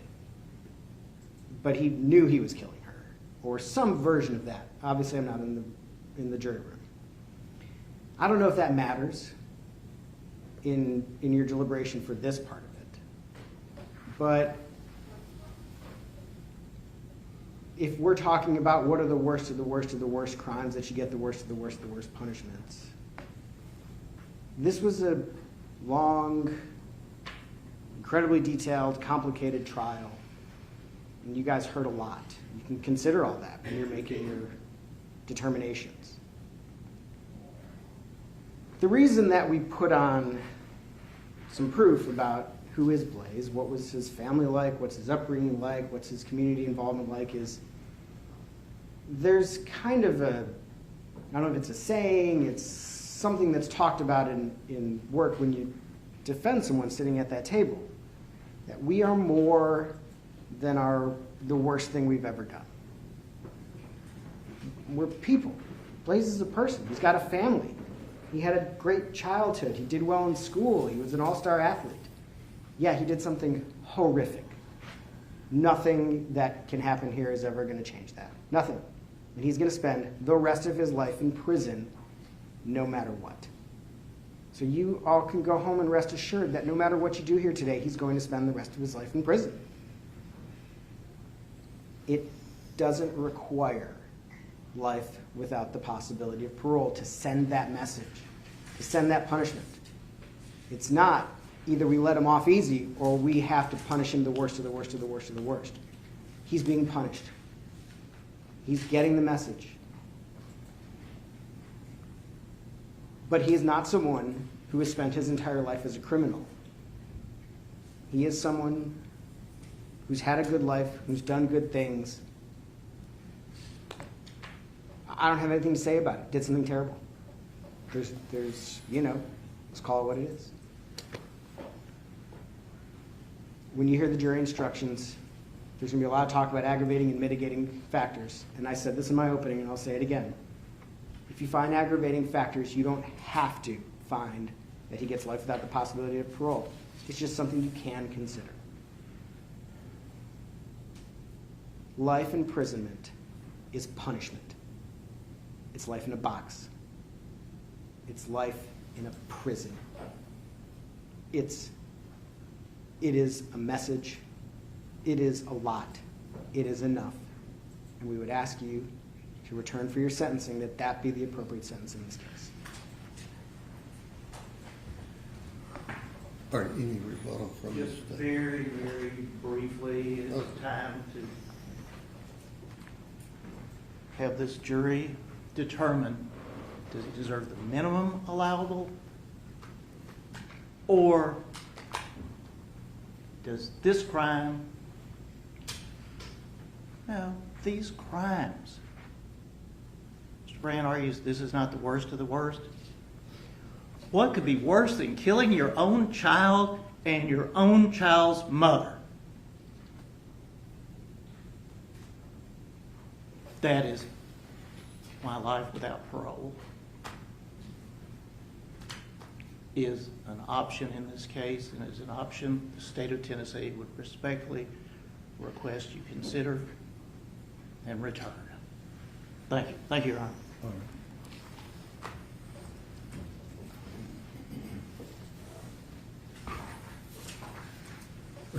Members of the jury, you've now found the defendant Blaise Taylor guilty beyond a reasonable doubt of murder in the first degree as charged in counts 2, 3, and 4 of the indictment number 2024A49. It is now your duty to determine within the limits prescribed by law the penalty which shall be imposed as punishment for this offense. Tennessee law provides that a person convicted of a murder in the first degree shall be punished by imprisonment for life without possibility of parole or by imprisonment for life. A defendant who receives a sentence of imprisonment for life shall not be eligible for release until the defendant has served at least 51 full calendar years of such sentence. A defendant who receives a sentence of imprisonment for life without parole shall never be eligible for release.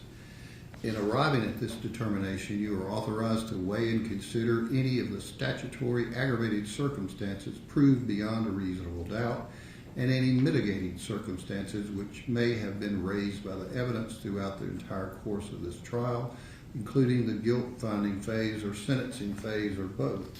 The jury is the sole judge of the facts and of the law as it applies to the facts in this case.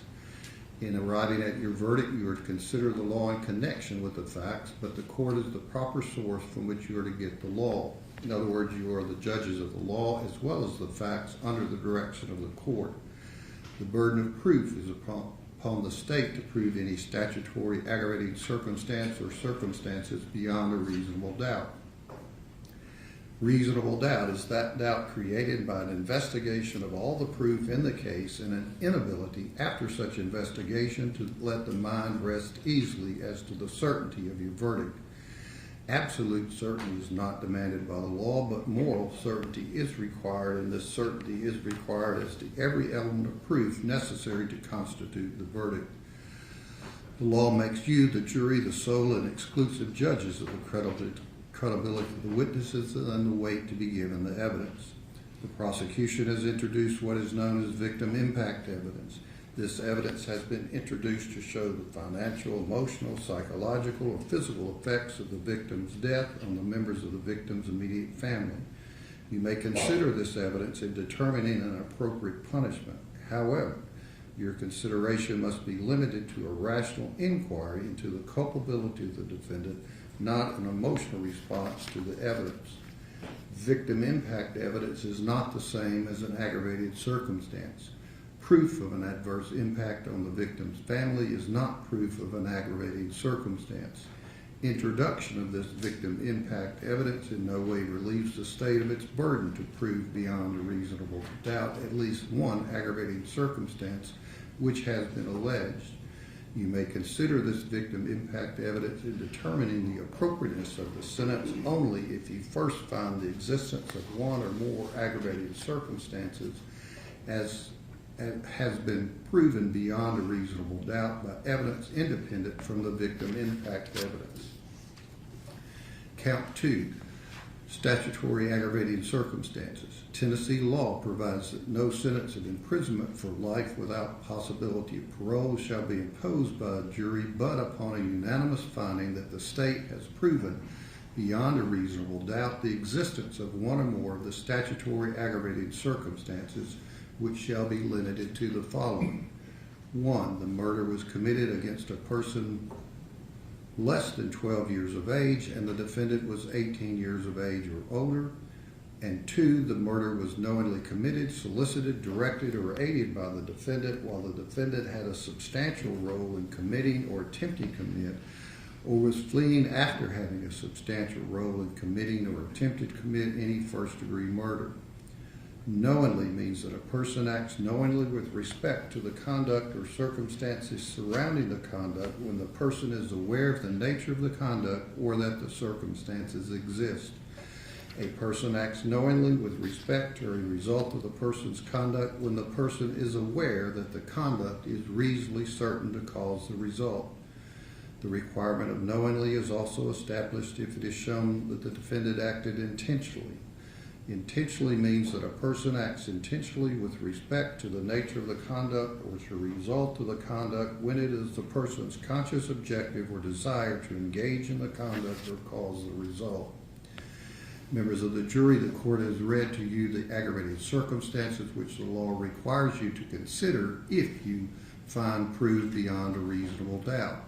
You shall not consider any other facts or circumstances as an aggravating circumstance in deciding whether imprisonment for life without possibility of parole would be appropriate punishment in this case. Mitigating circumstances. Tennessee law provides that in arriving at the punishment, the jury shall consider as previously indicated any mitigating circumstances raised by the evidence, which shall include but are not limited to the following. The defendant has no significant history of prior criminal activity, and 2, any other mitigating factor which is raised by the evidence produced by either the prosecution or defense at either the guilt or sentencing hearing. That is, you shall consider any aspect of the defendant's character, any aspect of the circumstances of the offense favorable to the defendant, which is supported by the evidence, consisting of A, community involvement, B, education and personal achievements, and C, acts of service. The defendant does not have the burden of proving a mitigating circumstance. There is no requirement of jury unanimity as to any particular mitigating circumstance, or that you agree on the same mitigating circumstance. Count 3, the felony murder involving Jade Benning, statutory aggravating circumstances. Tennessee law provides that no sentence of imprisonment for life without possibility of parole shall be imposed by a jury, but upon a unanimous finding that the state has proven beyond a reasonable doubt the existence of one or more of the statutory aggravating circumstances, which shall be limited to the following. 1, the murder was knowingly committed, solicited, directed, or aided by the defendant while the defendant had a substantial role in committing or attempting to commit, or is fleeing after having a substantial role in committing or attempting to commit any first-degree murder. The definitions of knowingly, intentionally, which apply to this offense, have been previously explained to you in these instructions, and you should refer to those definitions as they apply to this offense. Members of the jury, the court has read to you the aggravating circumstances which the law requires you to consider if you find proved beyond a reasonable doubt.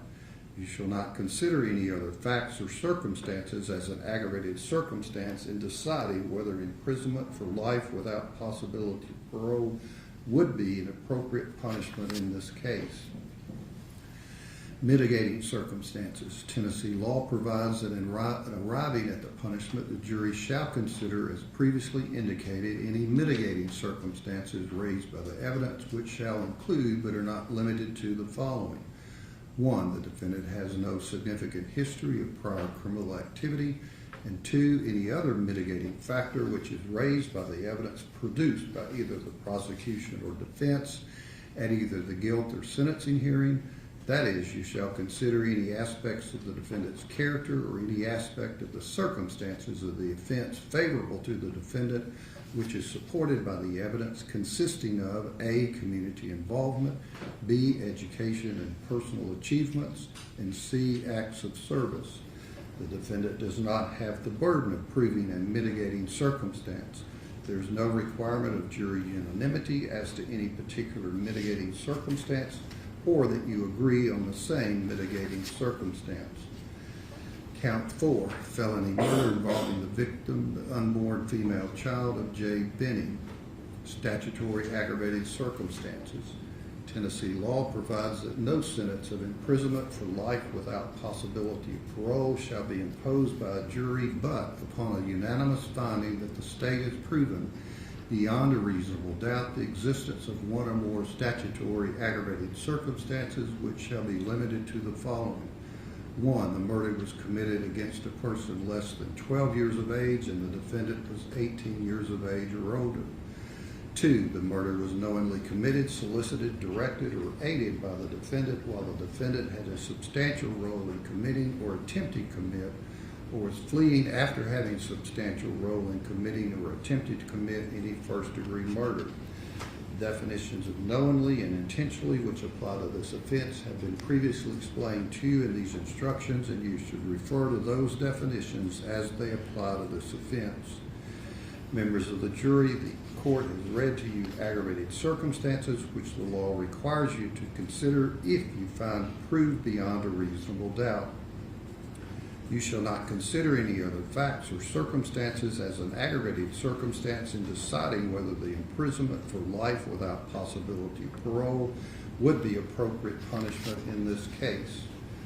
Mitigating circumstances. Tennessee law provides that in arriving at the punishment, the jury shall consider, as previously indicated, any mitigating circumstances raised by the evidence, which shall include but are not limited to the following.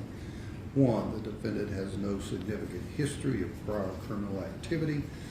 2, any other mitigating factor which is raised by the evidence produced by either the prosecution or defense at either the guilt or sentencing hearing.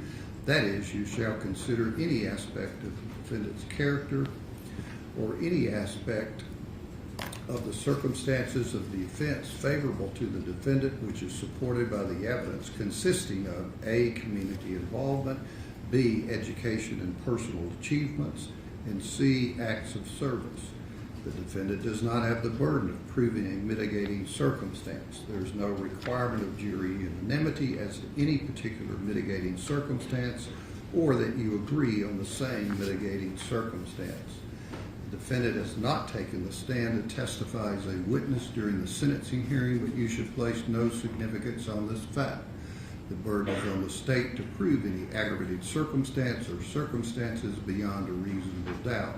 He is not required to take the stand in his own behalf, and his election not to do so cannot be considered for any purpose against him, nor can any inference be drawn from such fact.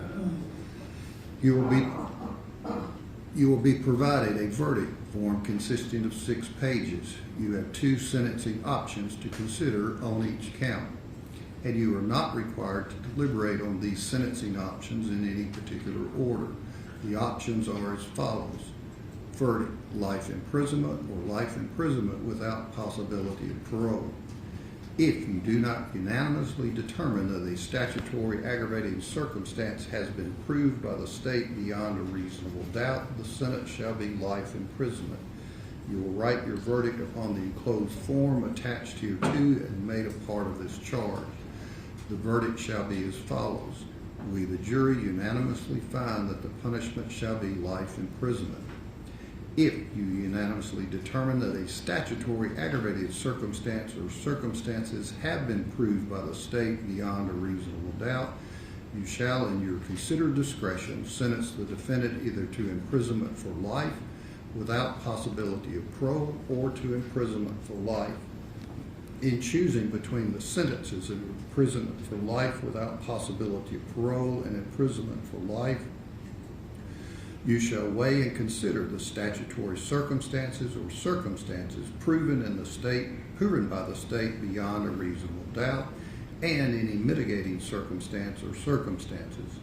In your verdict, you shall reduce to writing the statutory aggravated circumstance or circumstances so found, and shall return your verdict upon the enclosed form attached hereto and made a part of this charge. The verdict should be as follows. We, the jury, unanimously find that the state has proven the following listed statutory aggravated circumstance or circumstances beyond a reasonable doubt. Here on the verdict form, you would list the statutory aggravated circumstance or circumstances found. You shall then indicate on the enclosed verdict form either we, the jury, unanimously agree that the defendant shall be sentenced to imprisonment for life without possibility of parole, or we, the jury, unanimously agree that the defendant shall be sentenced to imprisonment for life. The verdict must be unanimous and signed by each juror.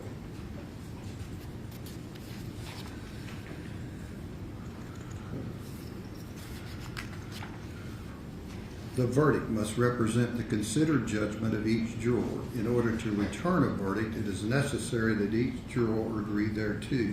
Your verdict must be unanimous. It is your duty as jurors to consult with one another and to deliberate with a view to reaching an agreement if you can do so without violence to individual judgment. Each of you must decide the case for yourself, but do so only after an impartial consideration of the evidence with your fellow jurors. In the course of your deliberations, do not hesitate to re-examine your own views and change your opinion if convinced it is erroneous. But do not surrender your honest conviction as to the weight or effect of the evidence solely because of the opinion of your fellow jurors or for the mere purpose of returning a verdict. You can have no prejudice or sympathy or allow anything but the law and the evidence to have any influence upon your verdict.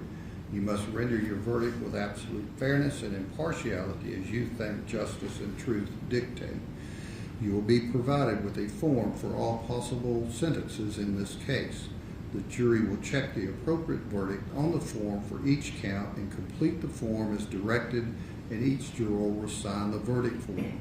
The other forms are to be left incomplete and unsigned. Your foreperson will preside over your deliberations, and when you have reached a verdict as to the sentence, you will return to the courtroom and your foreperson will announce it. You must not imagine that the court has any opinion in regard to the facts. It is your duty to find them, and have attempted to read this charge to define to you the law without indicating any opinion about the facts whatsoever. Members of the jury, the charge in this case is herewith handed to you, together with the verdict forms for the punishment for each count and the exhibits. You may now retire and consider your verdict. You can step down the hallway with the court.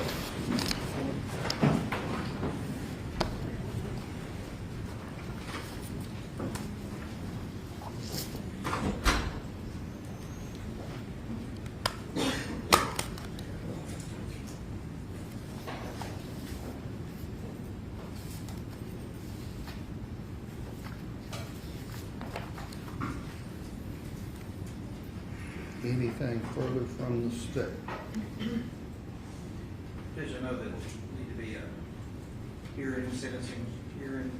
I don't know if we had a date, we might also be looking at our calendars. Yeah, in terms of merger and count one, And whatever happened. yes, Your Honor, and And we can look at like the week of the August 3rd, like the 5th maybe, or somewhere around there. Discuss that. yes, that's all. Anything further on the jury charge, Mr. Brand? No, sir. Okay. All right, we'll need a recess.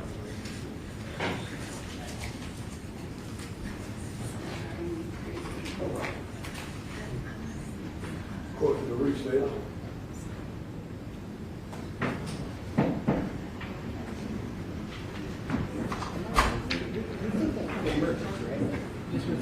Oh, yes, that was merged with it, you got that.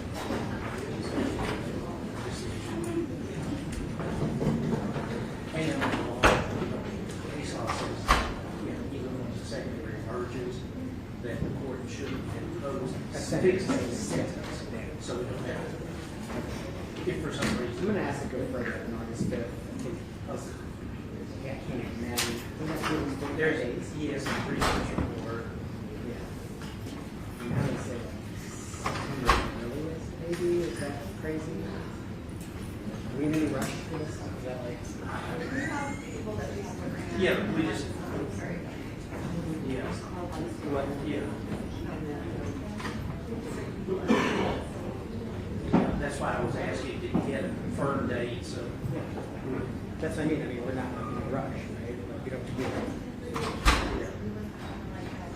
If we could do it in August, I think that would be our preference.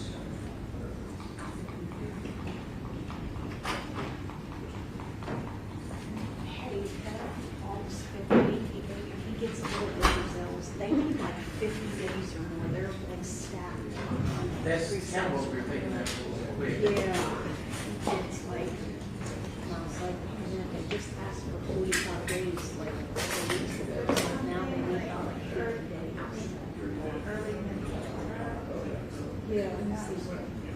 So I was like,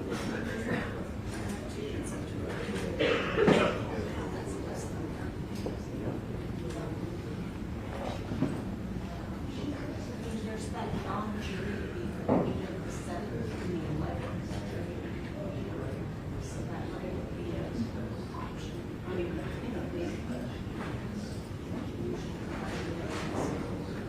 That would be better.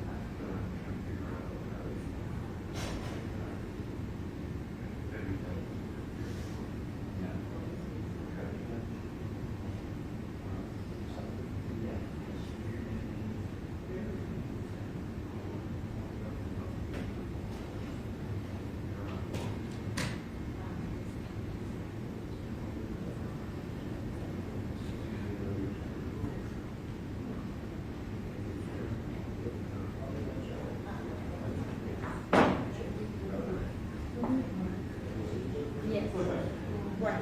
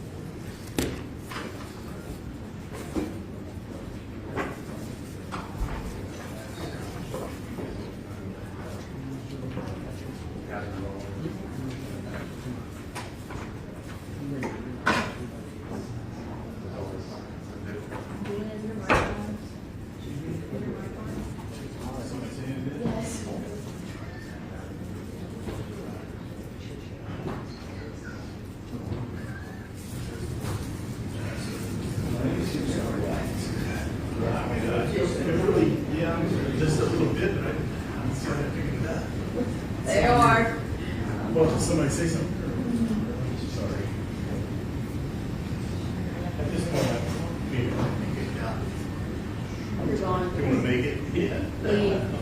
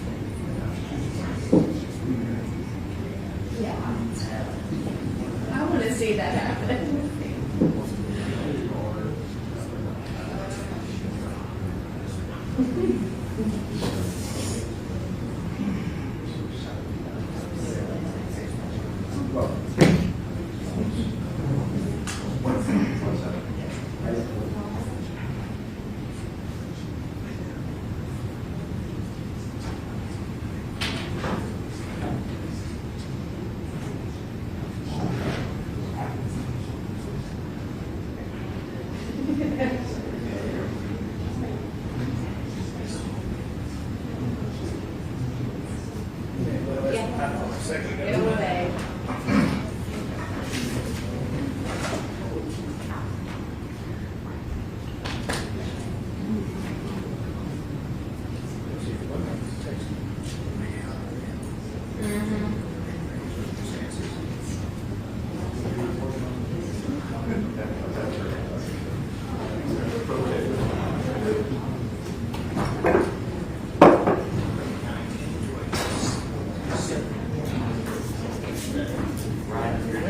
Oh, I know. It's just been wacky days. I was just counting Sunday is. Oh, It's well, just yeah. been dragging. No, I literally lost count. Yeah, probably.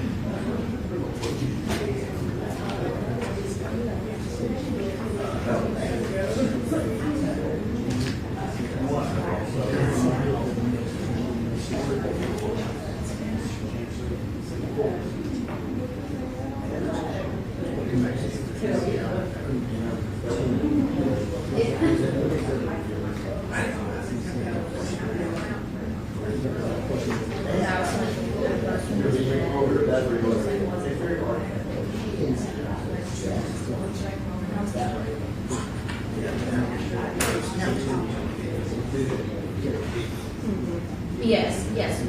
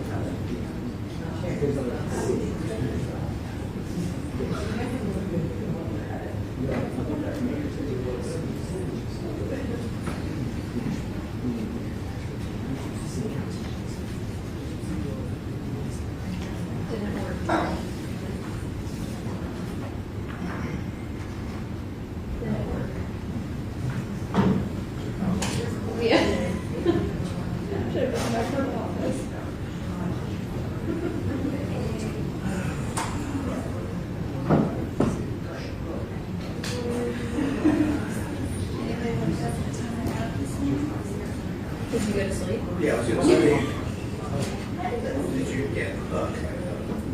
What time? I'd say 3:30. I was up at 4:02. I said I was up at 4:02 and I thought that was.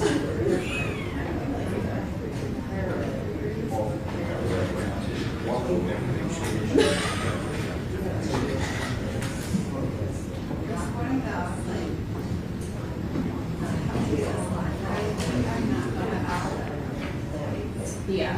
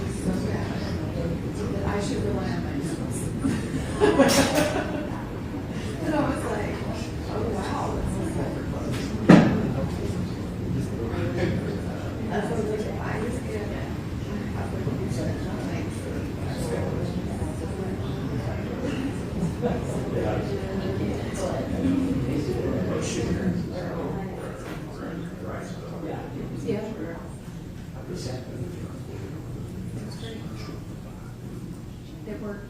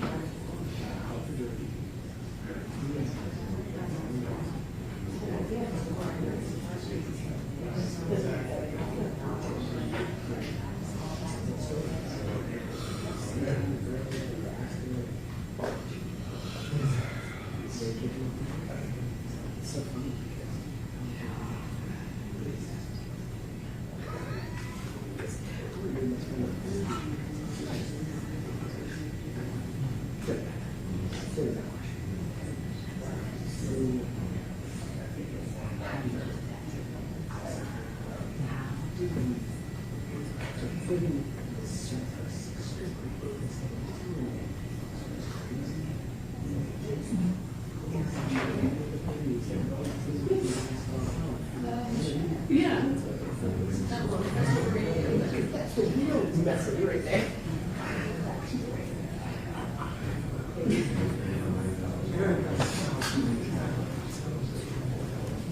I mean, she is. She did do that. Right, because the definitely would not have been.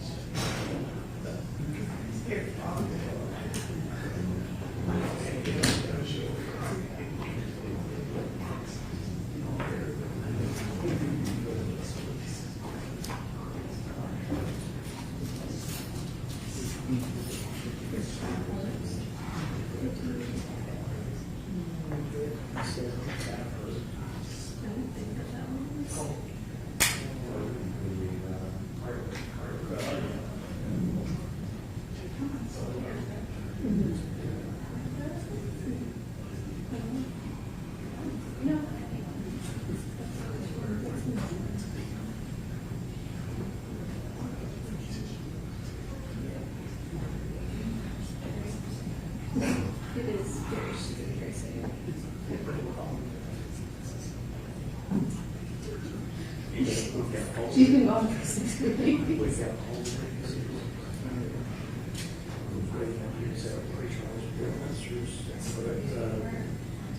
And just, again, whether we need to walk good.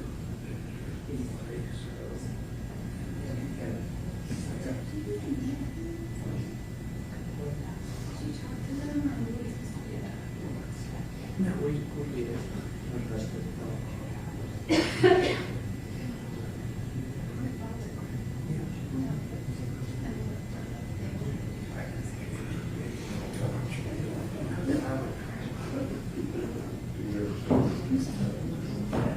Now, Raven and Andre Johnson.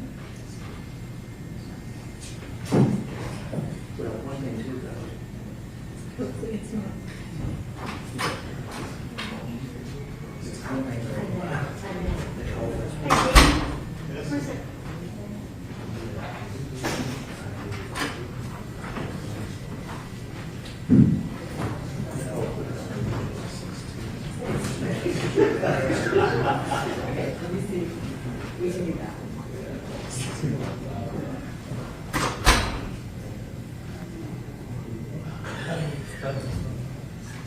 Quality drugs.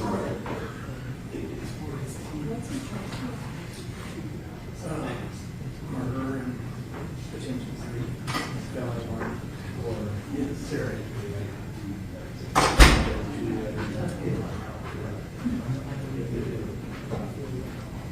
That's why it's been serious.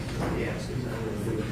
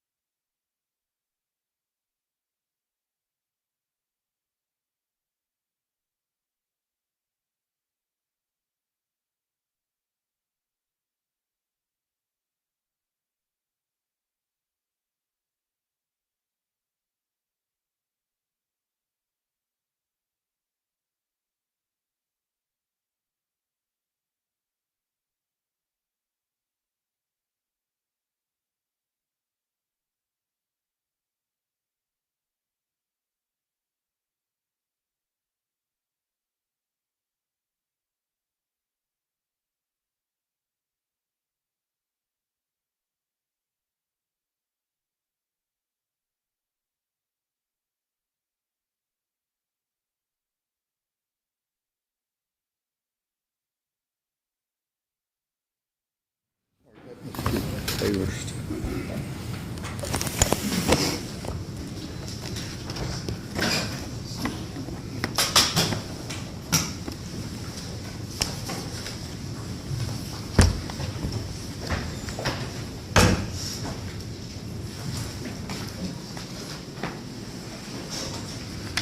All right, the court staff's been made aware the jury's arrived at a decision in terms of the punishment phase, so we'll let them step down and announce it.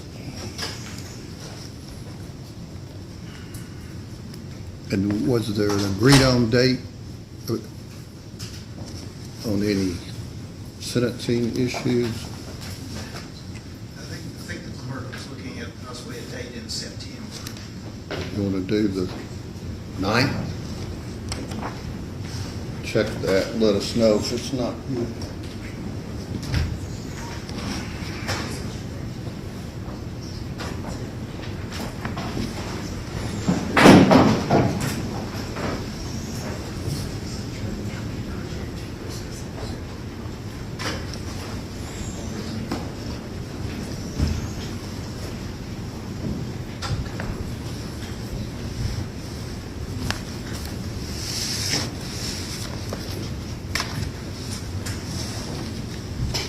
All right, you all right, juror number 7, you are still the foreperson? And the jury's arrived at a verdict in terms of the sentencing issue? Yes, ma'am. All right, if you would, please, ma'am, stand and announce that verdict from the jury verdict form. We, the jury, unanimously find that the state has proven the following listed statutory aggravating circumstance or circumstances beyond a reasonable doubt. 1, the murder was committed against a person less than 12 years of age and defendant was 18 or older. 2, the murder was knowingly committed, solicited, directed, or aided by defendant while defendant had a substantial role in committing first-degree murder. We, the jury, unanimously agree that the defendant shall be sentenced to imprisonment for life. And that is For count 2. Okay. For count 3, we, the jury, unanimously find the state has proven the following listed statutory aggravating circumstance or circumstances beyond a reasonable doubt. 1, the murder was knowingly committed, solicited, directed, or aided by the defendant while the defendant had a substantial role in committing or attempting any first-degree murder. We, the jury, unanimously agree that the defendant shall be sentenced to imprisonment for life.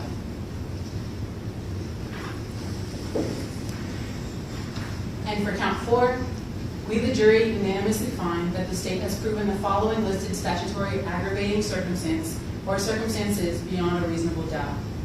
1, the murder was committed against a person less than 12 years of age and the defendant was 18 or older.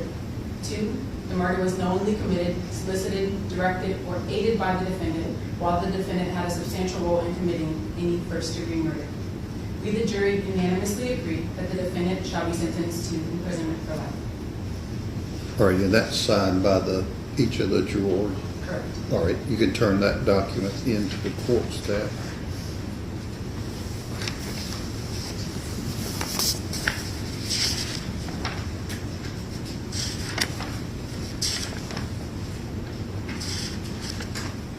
Anything further from the state? No. Anything further on behalf of Mr. Taylor? No, Your Honor.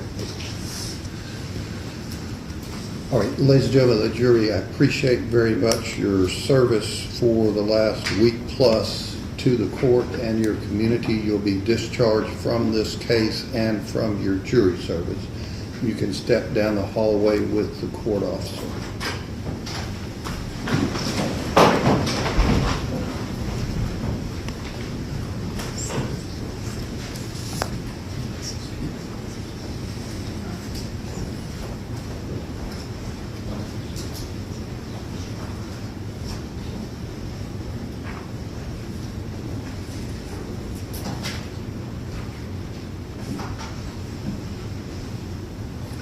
All right, Mr. Taylor, you have a seat. Mr. Taylor, you've heard the verdict in terms of the punishment.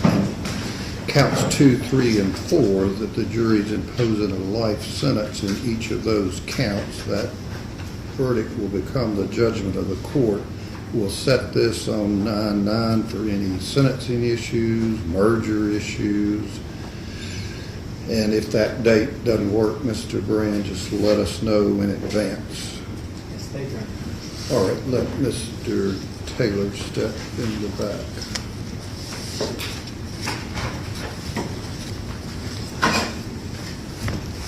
All right, we'll be adjourned. Yeah.